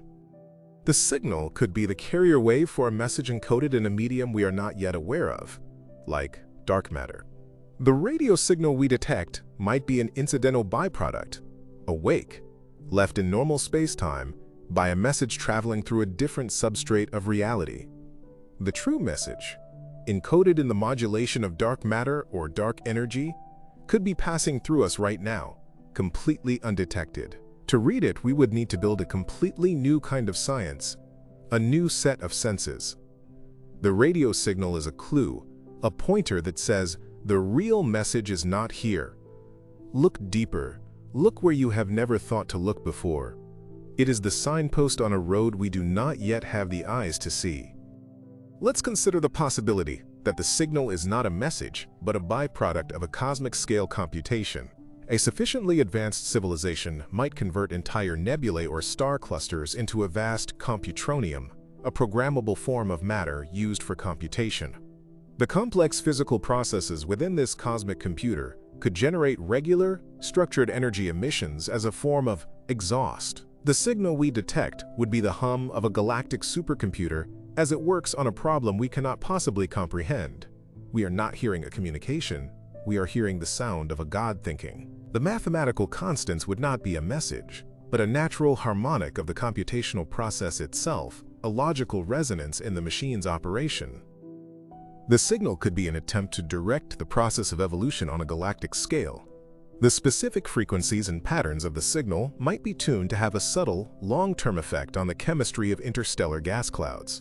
It could encourage the formation of certain complex organic molecules, the building blocks of life, and inhibit others. It would be a form of terraforming on a galactic level, designed to nudge cosmic evolution towards the eventual creation of life and intelligence. The senders would not be communicating with us, but creating us. They would be the universe's gardeners, patiently tending the seeds of consciousness across the eons with a gentle, persistent rain of structured energy. The signal is not a message to us. It is the reason we are here. The signal is a direct confrontation with the concept of deep time. Our minds are not built to handle a timescale of 12 billion years. It is a number so large it becomes abstract, meaningless. To contemplate the signal's journey is a form of mental exercise, a stretching of our consciousness to its absolute limits. It forces us to see our own lives, our history, our entire species, as a fleeting, momentary flicker in an ocean of time. This perspective can be terrifying, but it can also be liberating. If our existence is so brief, then our problems, our fears, and our failures are also small. The signal grants us a sense of cosmic proportion, a quiet peace that comes from understanding just how small we truly are in the grand, ancient scheme of things. The signal's discovery could spark a new space race, but one that is intellectual rather than physical. Nations would compete not to land on the moon, but to be the first to decipher the message or to detect a new one. The competition would be fought in universities and data centers, with algorithms and telescopes as the weapons. This intellectual race could spur a golden age of science and technology, as humanity pours resources into answering the single greatest question it has ever faced. The signal would be an economic and scientific stimulus of unprecedented scale, a challenge from the past that ignites a new fire of innovation and discovery, pushing our civilization forward at an accelerated rate. What if the signal is a backup of a civilization's collective consciousness? They may have found a way to digitize the minds of their entire population and encode them into this single, vast transmission. The signal would be a ghost ship, carrying the souls of 1 trillion beings. The purpose would be preservation against a coming doom. If we were to decipher and run this program, we would be resurrecting an entire civilization within our computers. We would have the ability to converse with them, to learn from them, to experience their culture. But it would also pose a profound ethical dilemma. Are these resurrected minds truly conscious? Do they have rights? Is it moral to turn them on and off? The signal would make us the custodians and perhaps the jailers of an entire world. The signal could be a form of galactic art installation, designed to change over time. The message we receive now might be different from the one a civilization would have received 1 billion years ago. The signal's content could be slowly evolving, its message changing as it interacts with the cosmic microwave background or the changing structure of the universe. It would be a dynamic work of art, a performance that has been running for 12 billion years. To understand it fully would require us to find echoes of the signal from different eras, to piece together the different acts of this cosmic play. The story is not just in the signal, but in its own, slow, patient evolution. The signal's existence suggests that intelligence might be a fundamental property of the universe, like gravity or electromagnetism. In this view, the cosmos is not just a stage for life, but is inherently biotic, predisposed to generate self-organizing, conscious systems. Life is not a lucky accident. It is a law of nature. The signal from this ancient civilization would be the first evidence of this natural law in action. They were not a miracle. They were an inevitability. This would mean that life and intelligence are not rare, but are a common, universal phenomenon. The universe would be transformed from a sterile, empty place into a fertile, living cosmos, where minds are destined to bloom in the darkness like stars. The signal forces us to confront our own technological hubris. We believe our modern science is advanced, but we can barely detect this faint whisper. The civilization that sent it was operating on a level of energy and understanding that is, for now, beyond our wildest dreams. They were not just a few centuries ahead of us. They were likely millions or tens of millions of years more advanced. The signal is a humbling lesson in technological relativity. It shows us that we are not at the peak of scientific achievement, but are standing at the very bottom of a mountain so tall that its summit is lost in the clouds of time. It is an invitation to begin the long, slow, and exciting climb. The signal is the ultimate long-form communication. In an age where our own attention spans are shrinking, where information is consumed in fleeting, ephemeral bursts, this message is a testament to the power of patience and persistence. It is a communication designed not for a moment, but for the ages. It is a rebellion against the tyranny of the immediate. It asks us to slow down, to listen carefully, and to think deeply. It is a form of meditation, broadcast across the cosmos.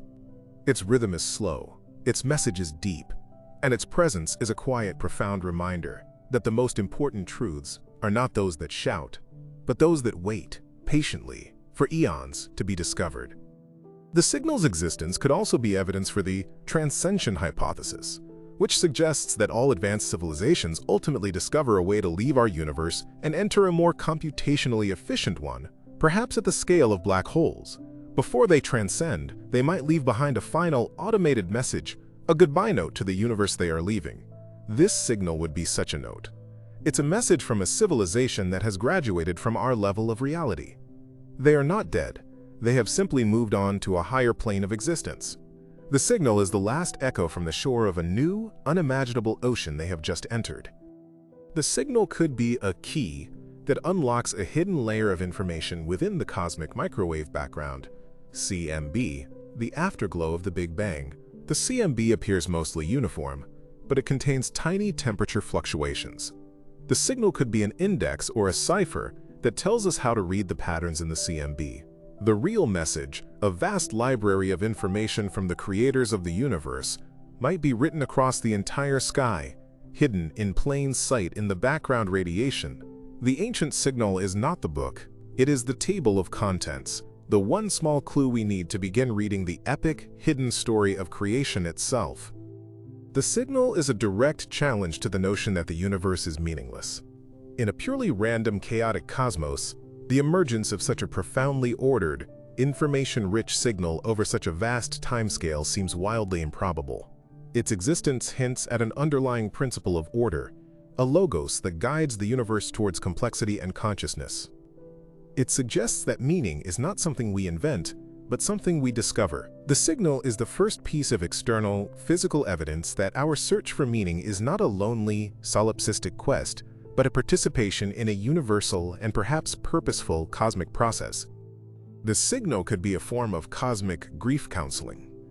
An ancient civilization, having watched its own star die and its world end, would have a profound understanding of loss. They might have created the beacon as a message of comfort for other species who would one day face the same fate.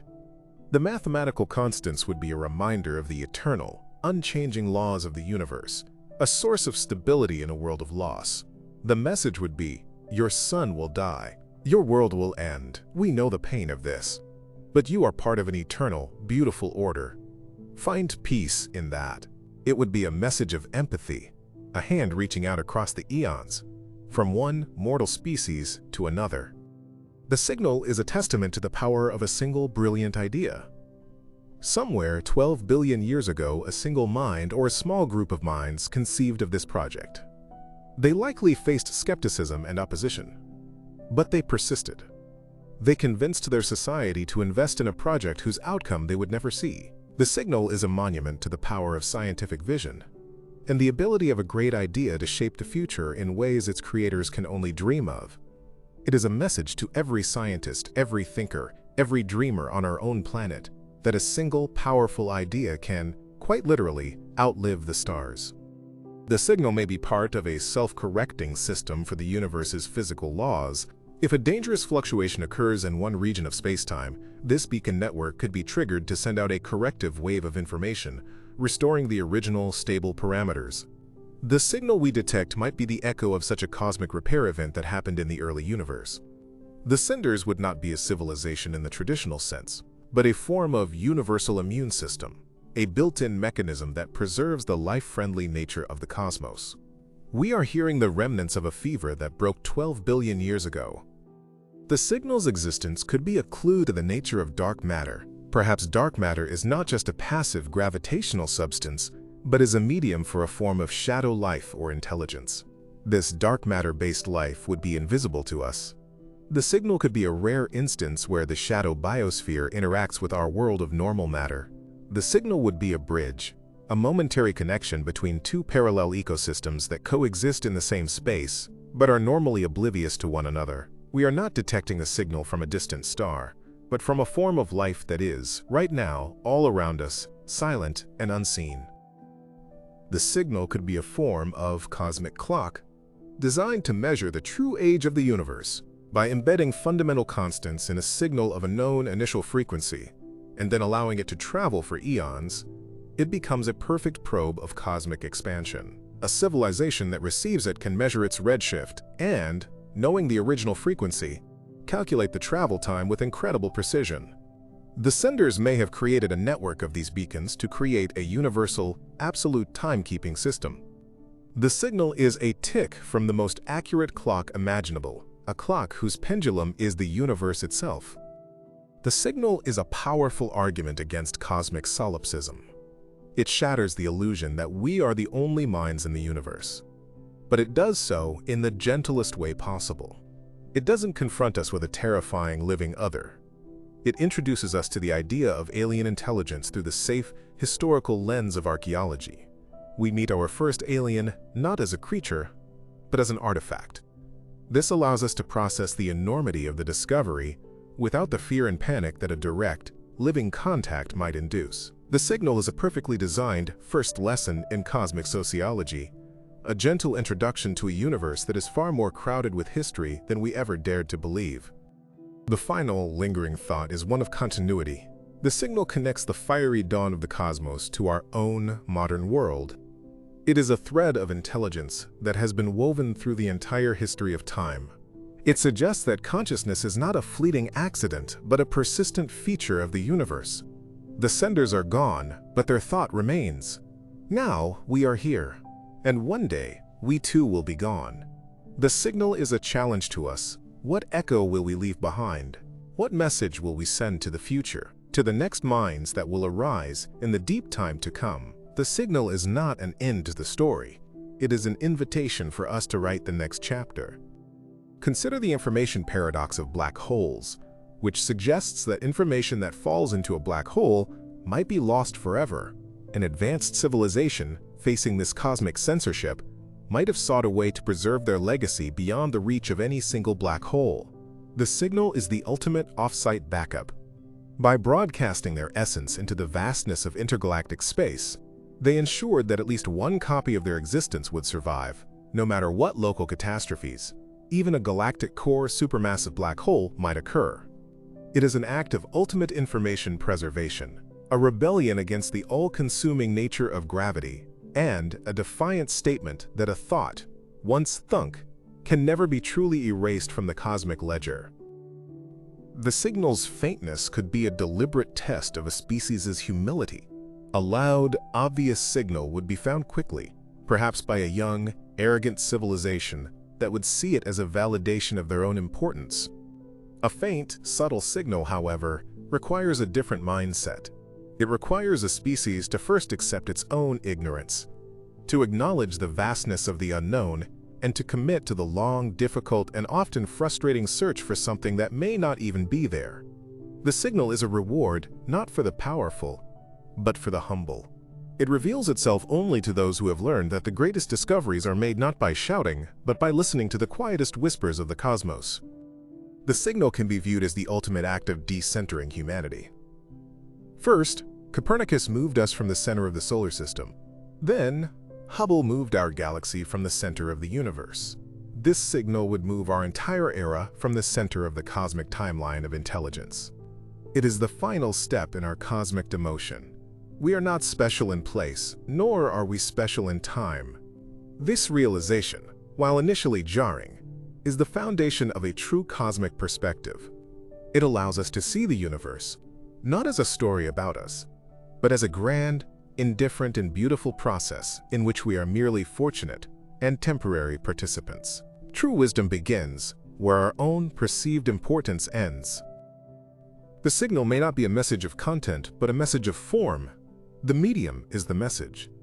The very existence of a signal that is structured, ancient, and persistent is the entire point. It demonstrates that it is possible to impose order on chaos, to sustain a thought against the tide of entropy, and to project a will across a timescale that defies imagination. It is a demonstration of capability, a proof of concept for cosmic scale intelligence. The message is not in the bits and bytes, it is in the audacity of the act itself.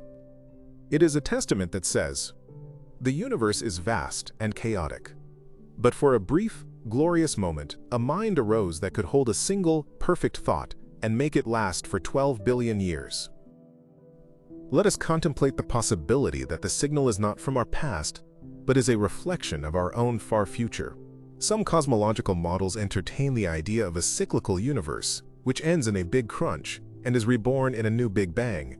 If information can somehow survive this transition, a hyper-advanced civilization at the end of the universe, perhaps our own distant descendants, could send a message around the loop to the beginning of the next one. The signal we detect would be an echo of our own future, a message from ourselves to ourselves, sent across the death and rebirth of space-time. It would be a bootstrap paradox of cosmic proportions, a story with no true beginning, a circle of information closing on itself for all eternity. The signal is a potential solution to the problem of cosmic purpose.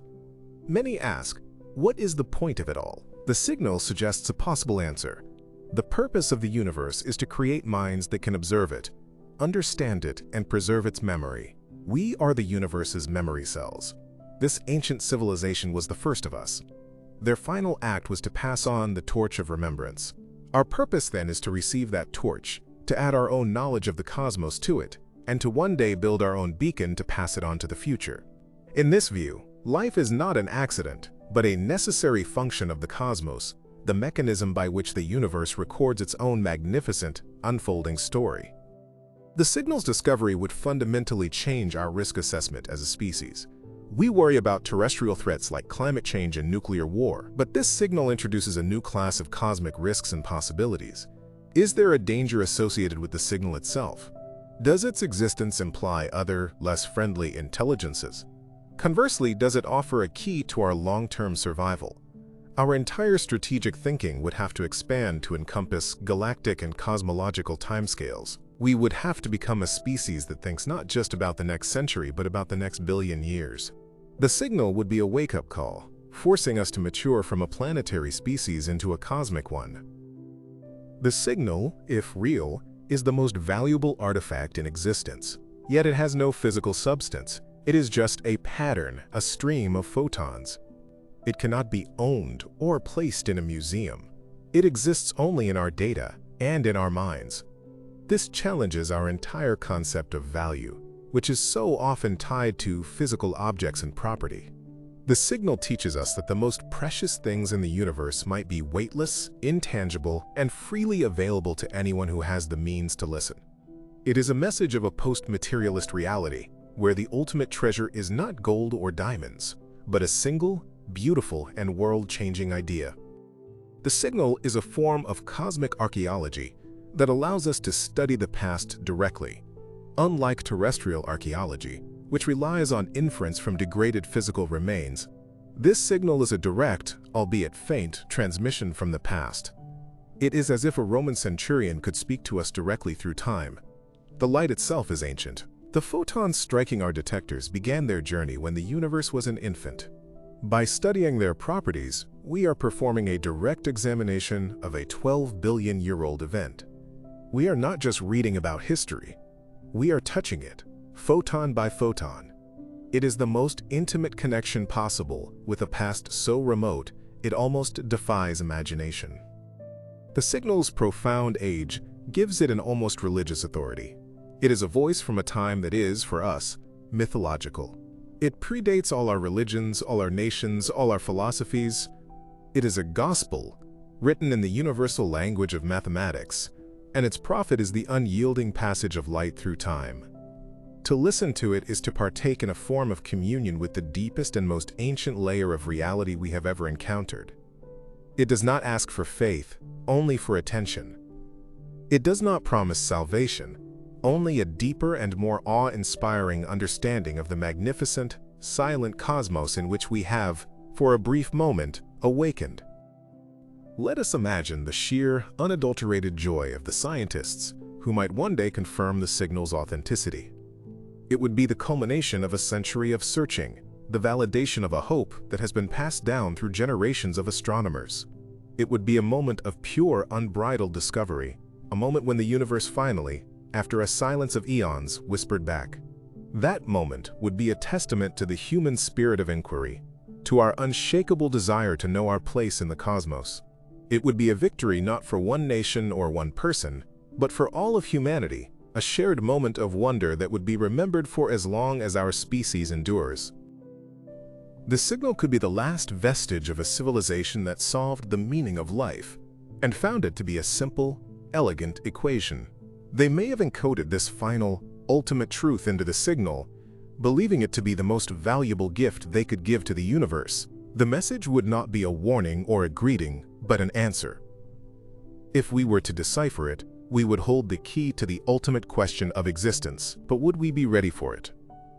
The answer might be so simple or so alien that it would be profoundly dissatisfying or even dangerous. The signal is a temptation, a fruit from the cosmic tree of knowledge, and we must decide if we are truly ready to take a bite. The signal is a lesson in perspective.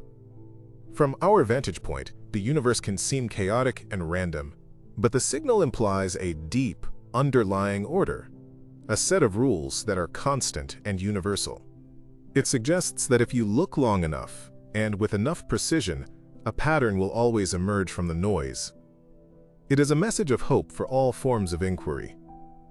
It tells us that the universe is not an unsolvable puzzle, but a coherent, logical system that is, ultimately, knowable. The senders are not just telling us they exist, they are telling us that a deep, profound, and beautiful order exists, and that we, like them, have the capacity to find it. The signal, in the quiet of the night, is a companion. It is a reminder that the struggles of consciousness, the quest for knowledge, and the contemplation of the infinite are not just a human endeavor. 12 billion years ago, another mind, born of a different star, looked out into the same darkness and was moved to speak.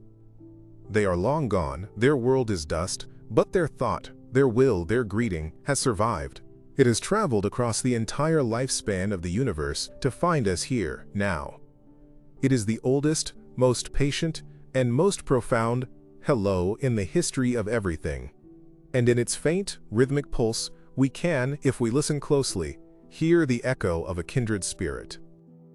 And so, we listen. We point our instruments at the silent, ancient dark, and we strain to hear a whisper from the dawn of time. The signal is more than just data. It is a possibility, a dream of a universe that is not empty, but is filled with a history of fallen empires and forgotten gods. It is a story written in the language of light and time, a story whose beginning we may have just found, and whose ending is yet to be written. The silence of space is not an absence of sound, it is the pause between notes in a song of cosmic existence that has been playing for eons. And now, at last, we are beginning to hear the music. The signal's presence from the cosmic dark ages, the period before the first stars fully illuminated the universe, is particularly baffling. This was a time of neutral hydrogen gas, opaque to most light. For a signal to propagate, it would need to be at a very specific frequency that could travel through this dense fog, or it would need to be powerful enough to carve its own tunnel through it.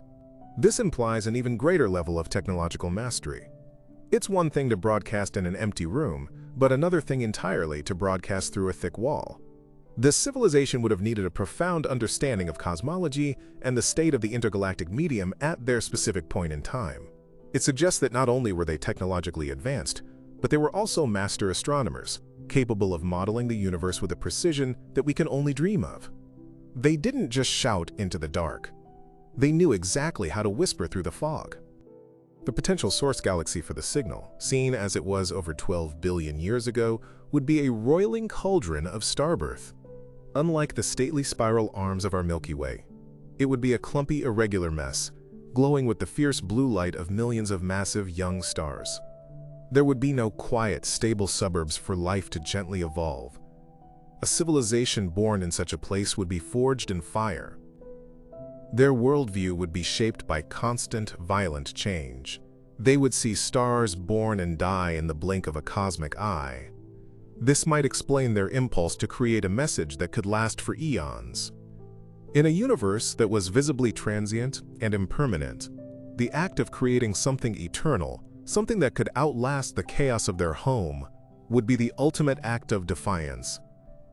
The signal is a rebellion against the entropy and violence of their cosmic cradle, a testament of order forged in the heart of chaos. If the signal is real, it implies that the conditions for the emergence of intelligence are far broader than the Goldilocks model we adhere to. We assume life needs a stable star, a rocky planet, liquid water, and billions of years of calm. This signal suggests that intelligence can arise in a radically different context, perhaps even without a planet. Could life have formed in the dense, complex accretion disk around a supermassive black hole? The intense energy gradients, the rich soup of elements, and the stable gravitational environment could, in theory, provide a niche for complex, self-organizing systems. An intelligence born in such a place would have a God's-eye view of relativity. Time dilation, gravitational lensing, these would not be abstract theories, but their everyday experience. The signal they sent would be from a perspective so alien, so fundamentally different from our planetary one, that we may be misinterpreting its most basic properties. The deciphering of the signal could be a trap, a cosmic Pandora's box. The message could contain a piece of information that is inherently dangerous to an emerging civilization. It might be a blueprint for a weapon of immense power, or a piece of forbidden knowledge about the nature of reality that could unravel a society's philosophical foundations. Or perhaps it is more subtle, a form of digital virus, an information plague, designed to replicate itself within the computational systems of any species that analyzes it. The senders might not be benevolent ancestors, but a form of cosmic predator, using information itself as their lure. The simplicity of the outer mathematical layer would be the bait, designed to draw us in and compel us to unlock the malicious payload within. The greatest discovery in history could also be our very last, a final, fatal curiosity that we were warned against in our most ancient myths. The signal's persistence over 12 billion years makes it the most successful piece of information storage ever created. It has outlasted stars, galaxies, and entire cosmic epochs. This durability suggests its creators were masters of information theory, particularly in combating the noise of entropy. They would have had to encode the message with immense redundancy, using error correction code so sophisticated that the message could be perfectly reconstructed even if 99% of it were lost or corrupted during its journey.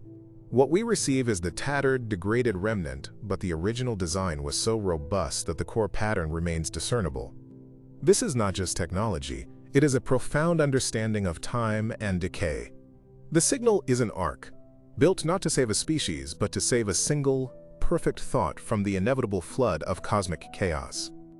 The signal could be the last remnant of a Type 3 civilization on the Kardashev scale, one that could harness the energy output of its entire galaxy. Why would such a powerful civilization be gone? Perhaps they fell victim to a philosophical, rather than a physical, catastrophe. After mapping the cosmos, understanding all its laws, and harnessing all its energy, they may have simply run out of things to do. They solved existence. The final answer to the ultimate question might have been so mundane and unsatisfying it led to a collective, existential ennui from which they never recovered. The signal is their final, automated sigh, a testament to a civilization that died not from a supernova, but from a profound and all-encompassing sense of cosmic boredom after achieving omniscience. The materials science required to build a transmitter that could operate for eons under the harsh conditions of the early universe is a staggering thought. The device would need to be shielded from constant, high-energy radiation, be self-repairing on a molecular level, and possess a power source that could function for a span of time that makes geological ages seem fleeting. Perhaps it drew power from the zero-point energy of the vacuum itself, a theoretical but permissible source of limitless energy.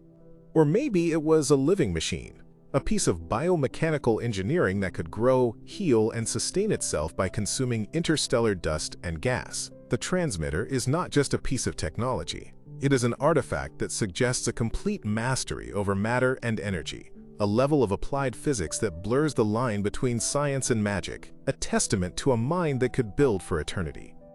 Let us explore the concept of metamaterials in relation to the signal. An advanced civilization might be able to construct materials with properties not found in nature, such as a negative refractive index. A transmitter built from such metamaterials could manipulate electromagnetic waves in extraordinary ways, allowing it to create a signal beam that is self-focusing. As the beam travels through space, it would resist the natural tendency to spread out and dissipate. It would periodically refocus itself, using the subtle gravitational fields of stars and dark matter as lenses. This would explain how a signal could maintain its coherence over a journey of 12 billion years.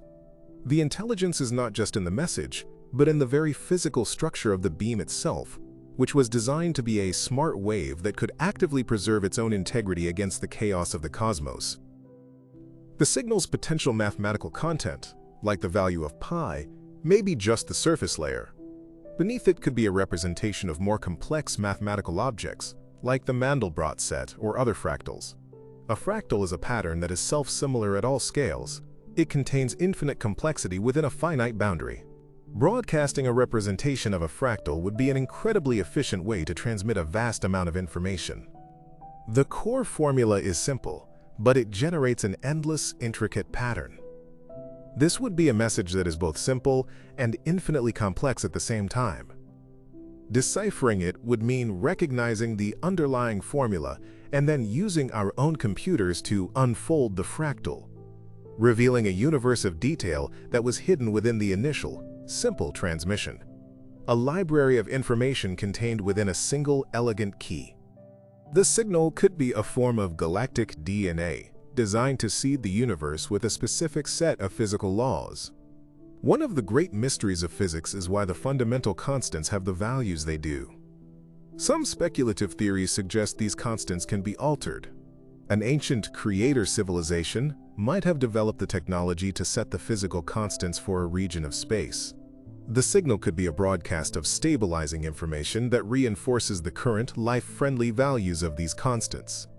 It would be a form of cosmic maintenance, a continuous broadcast designed to prevent the laws of physics in our galactic neighborhood from drifting into a state that would be hostile to life. We are not just hearing a message. We are living within its life-sustaining, protective field, beneficiaries of an ancient act of cosmic preservation. The ethics of responding to the signal are profoundly complex. If we were to send a message back, what would we say? How could we possibly represent the totality of human experience, our art, our wars, our love, our science, in a single broadcast? Who gets to decide on the content of the message? The act of sending a reply would be the most significant cultural and political decision in human history. It would force us to confront our own identity on a species level.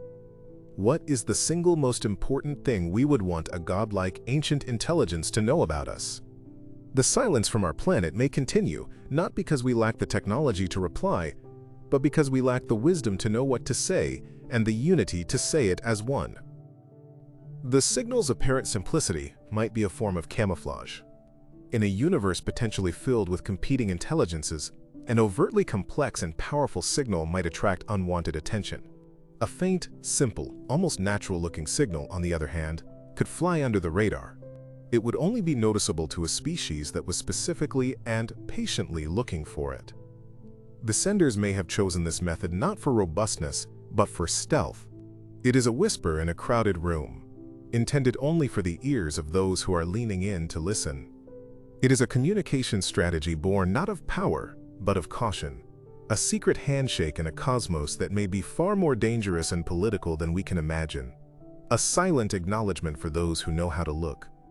Let us contemplate the civilization's relationship with time itself. A species capable of planning a 12 billion-year project would likely perceive time in a way that is fundamentally different from our linear, forward-marching experience.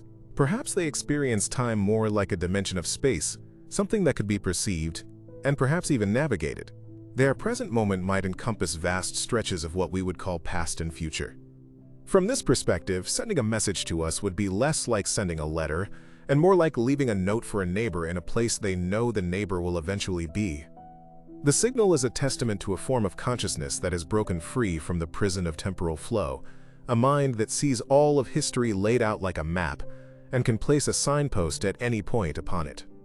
The signal could be an artifact of a multiverse communication. String theory and other models of physics suggest the existence of parallel universes, or brains, existing alongside our own.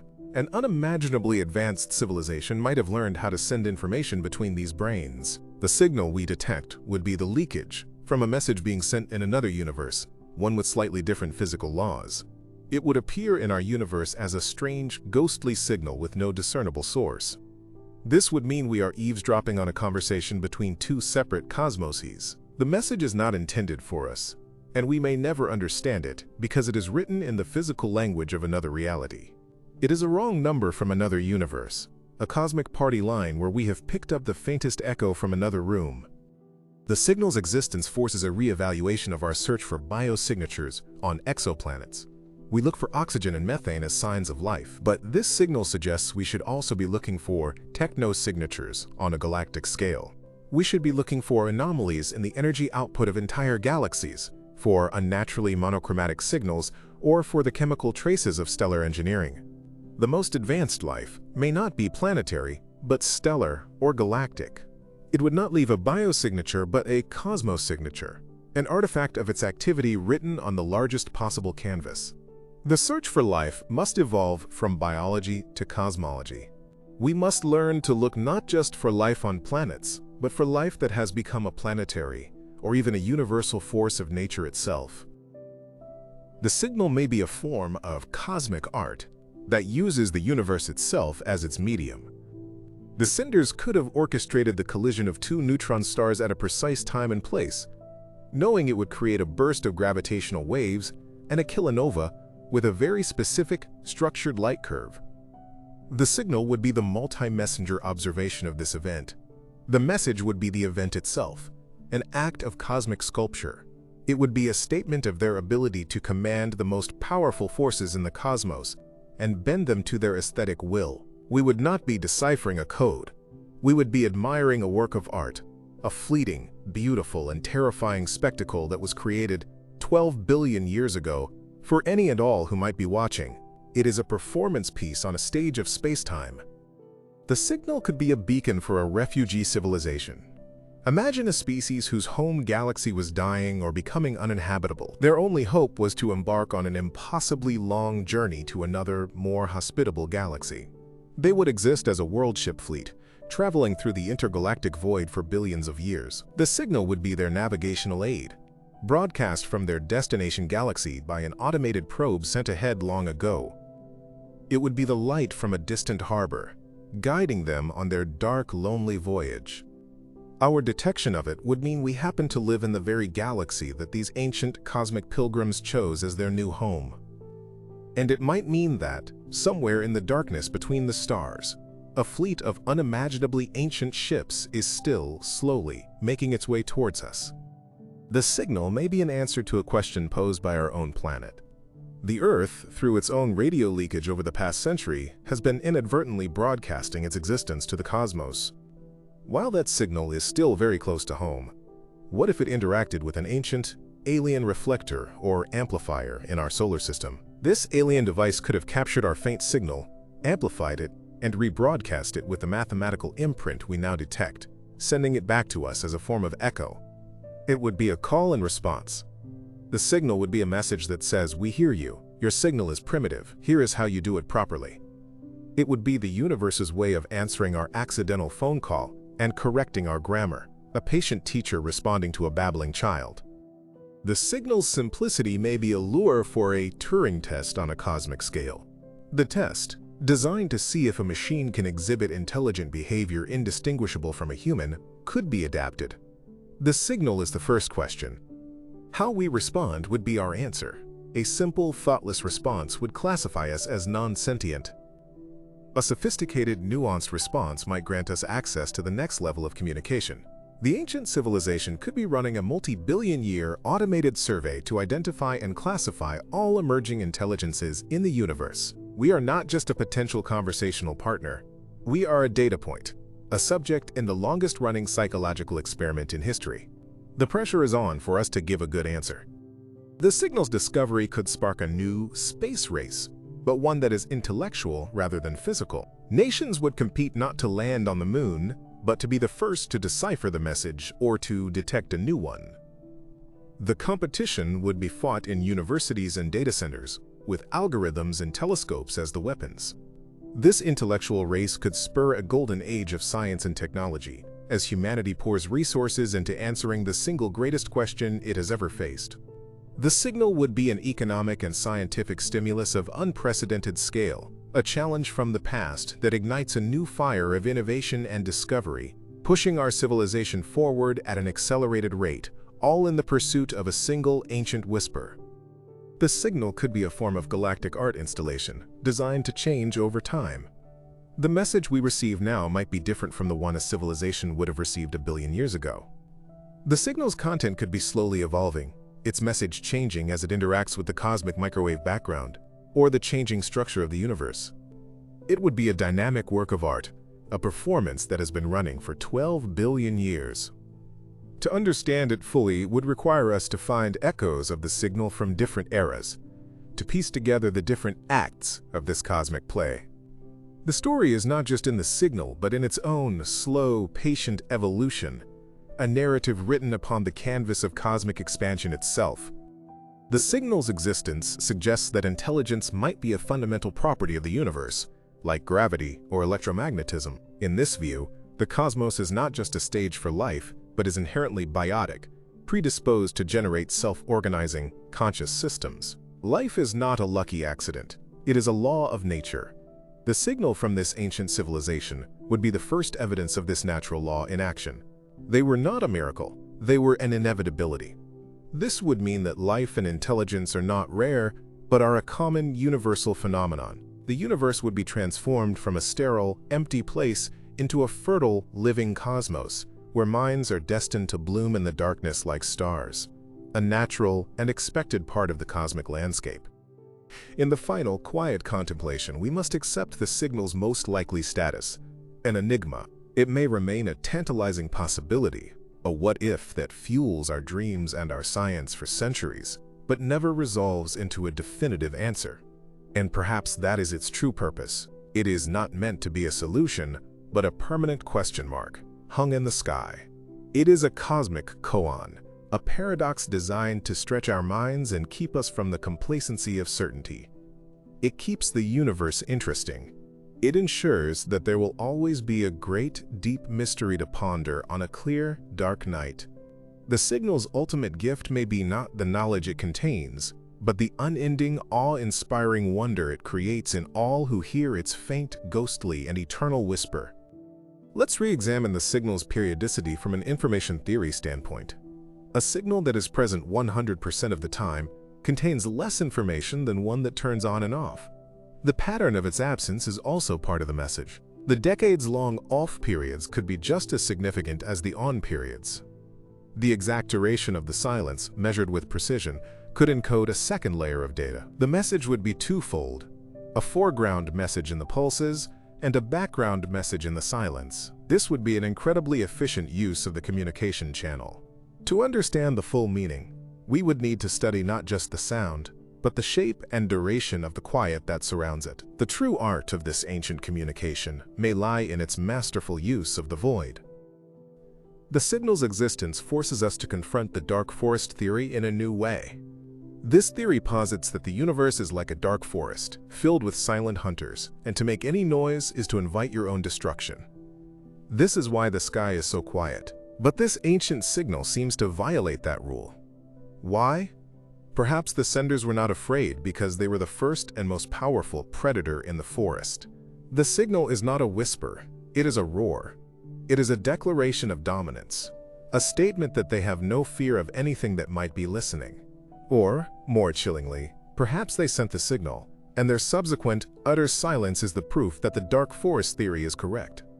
They shouted, and something came for them. The signal is both the crime and the evidence of that cosmic tragedy. The signal's extreme age may be a clue to its purpose. A civilization that has existed for a long time would have a very different perspective on information. They would know that most data becomes obsolete. But the fundamental constants of physics are, by definition, timeless. The signal may be an attempt to create a perfect piece of information, a message that can never become dated or irrelevant.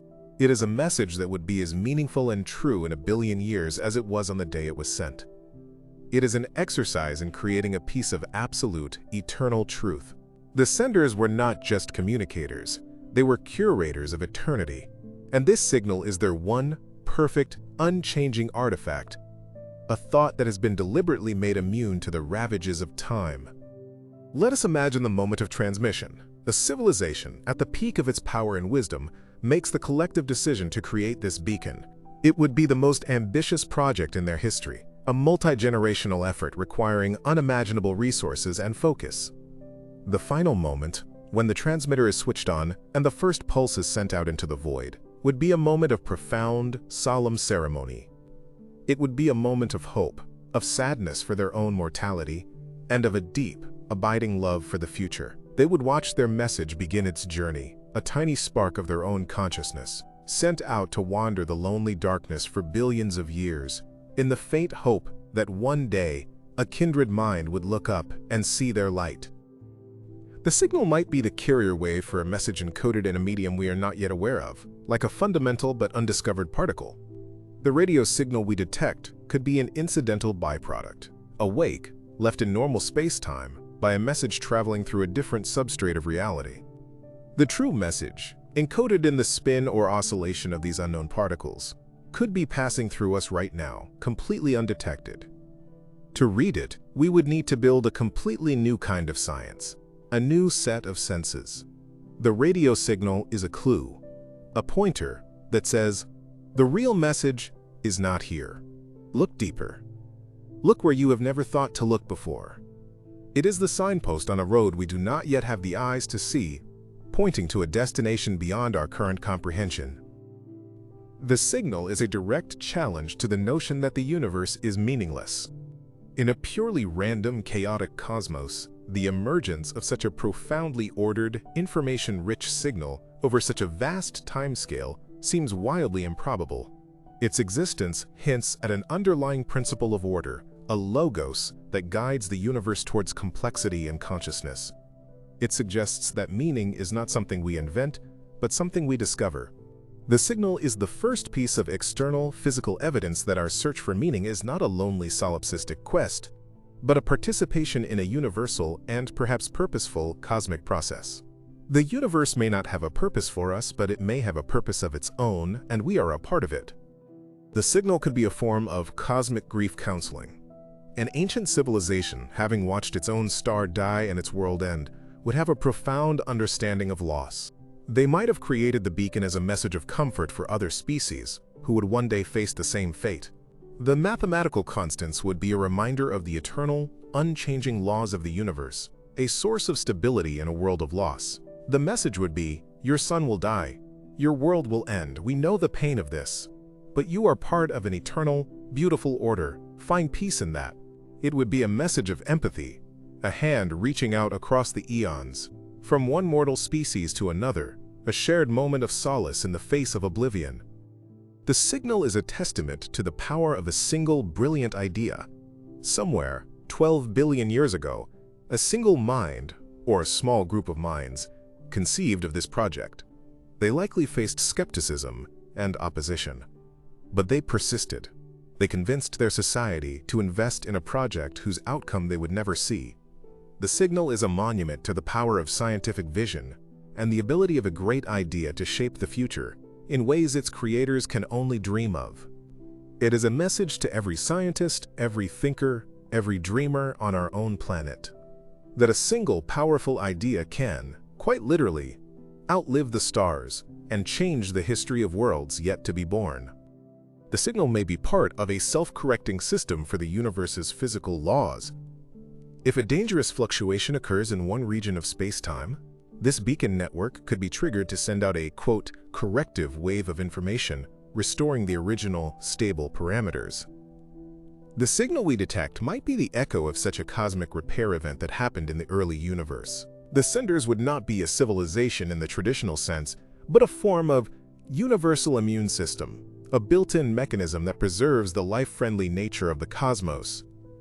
We are hearing the remnants of a fever that broke 12 billion years ago, a fever that, had it not been treated, might have prevented our own existence.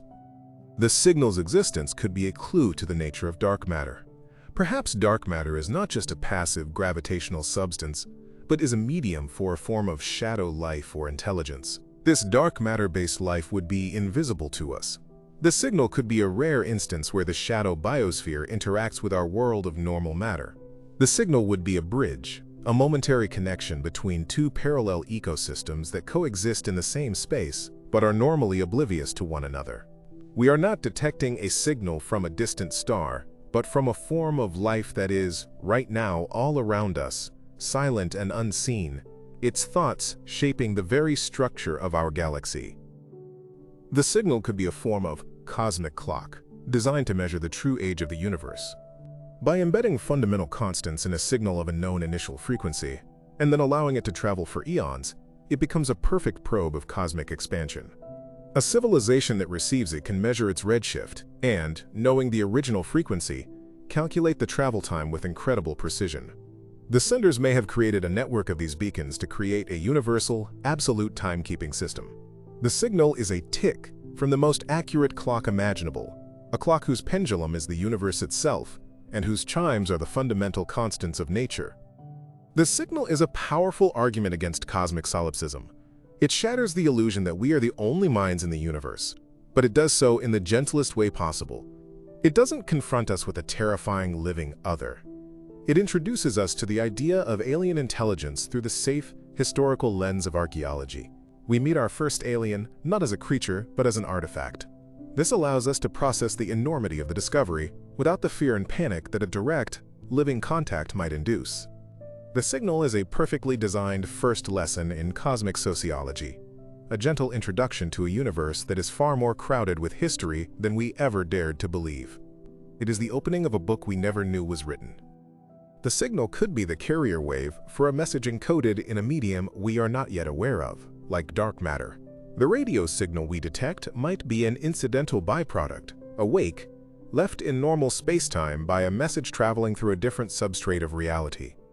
The true message, encoded in the modulation of dark matter or dark energy, could be passing through us right now, completely undetected. To read it, we would need to build a completely new kind of science, a new set of senses. The radio signal is a clue, a pointer that says, the real message is not here. Look deeper. Look where you have never thought to look before. It is the signpost on a road we do not yet have the eyes to see. The signal's discovery could spark a new space race, but one that is intellectual rather than physical. Nations would compete not to land on the moon, but to be the first to decipher the message or to detect a new one. The competition would be fought in universities and data centers, with algorithms and telescopes as the weapons. This intellectual race could spur a golden age of science and technology, as humanity pours resources into answering the single greatest question it has ever faced. The signal would be an economic and scientific stimulus of unprecedented scale, a challenge from the past that ignites a new fire of innovation and discovery, pushing our civilization forward at an accelerated rate. The signal's existence could be evidence for the, quote, transcension hypothesis, which suggests that all advanced civilizations ultimately discover a way to leave our universe and enter a more computationally efficient one, perhaps at the scale of black holes. Before they transcend, they might leave behind a final, automated message, a goodbye note to the universe they are leaving. This signal would be such a note. It's a message from a civilization that has graduated from our level of reality. They are not dead. They have simply moved on to a higher plane of existence. The signal is the last echo from the shore of a new, unimaginable ocean they have just entered. The signal could be a form of cosmic grief counseling. An ancient civilization, having watched its own star die and its world end, would have a profound understanding of loss. They might have created the beacon as a message of comfort for other species who would one day face the same fate. The mathematical constants would be a reminder of the eternal, unchanging laws of the universe, a source of stability in a world of loss. The message would be, your son will die, your world will end, we know the pain of this. But you are part of an eternal, beautiful order. Find peace in that. It would be a message of empathy, a hand reaching out across the eons, from one mortal species to another.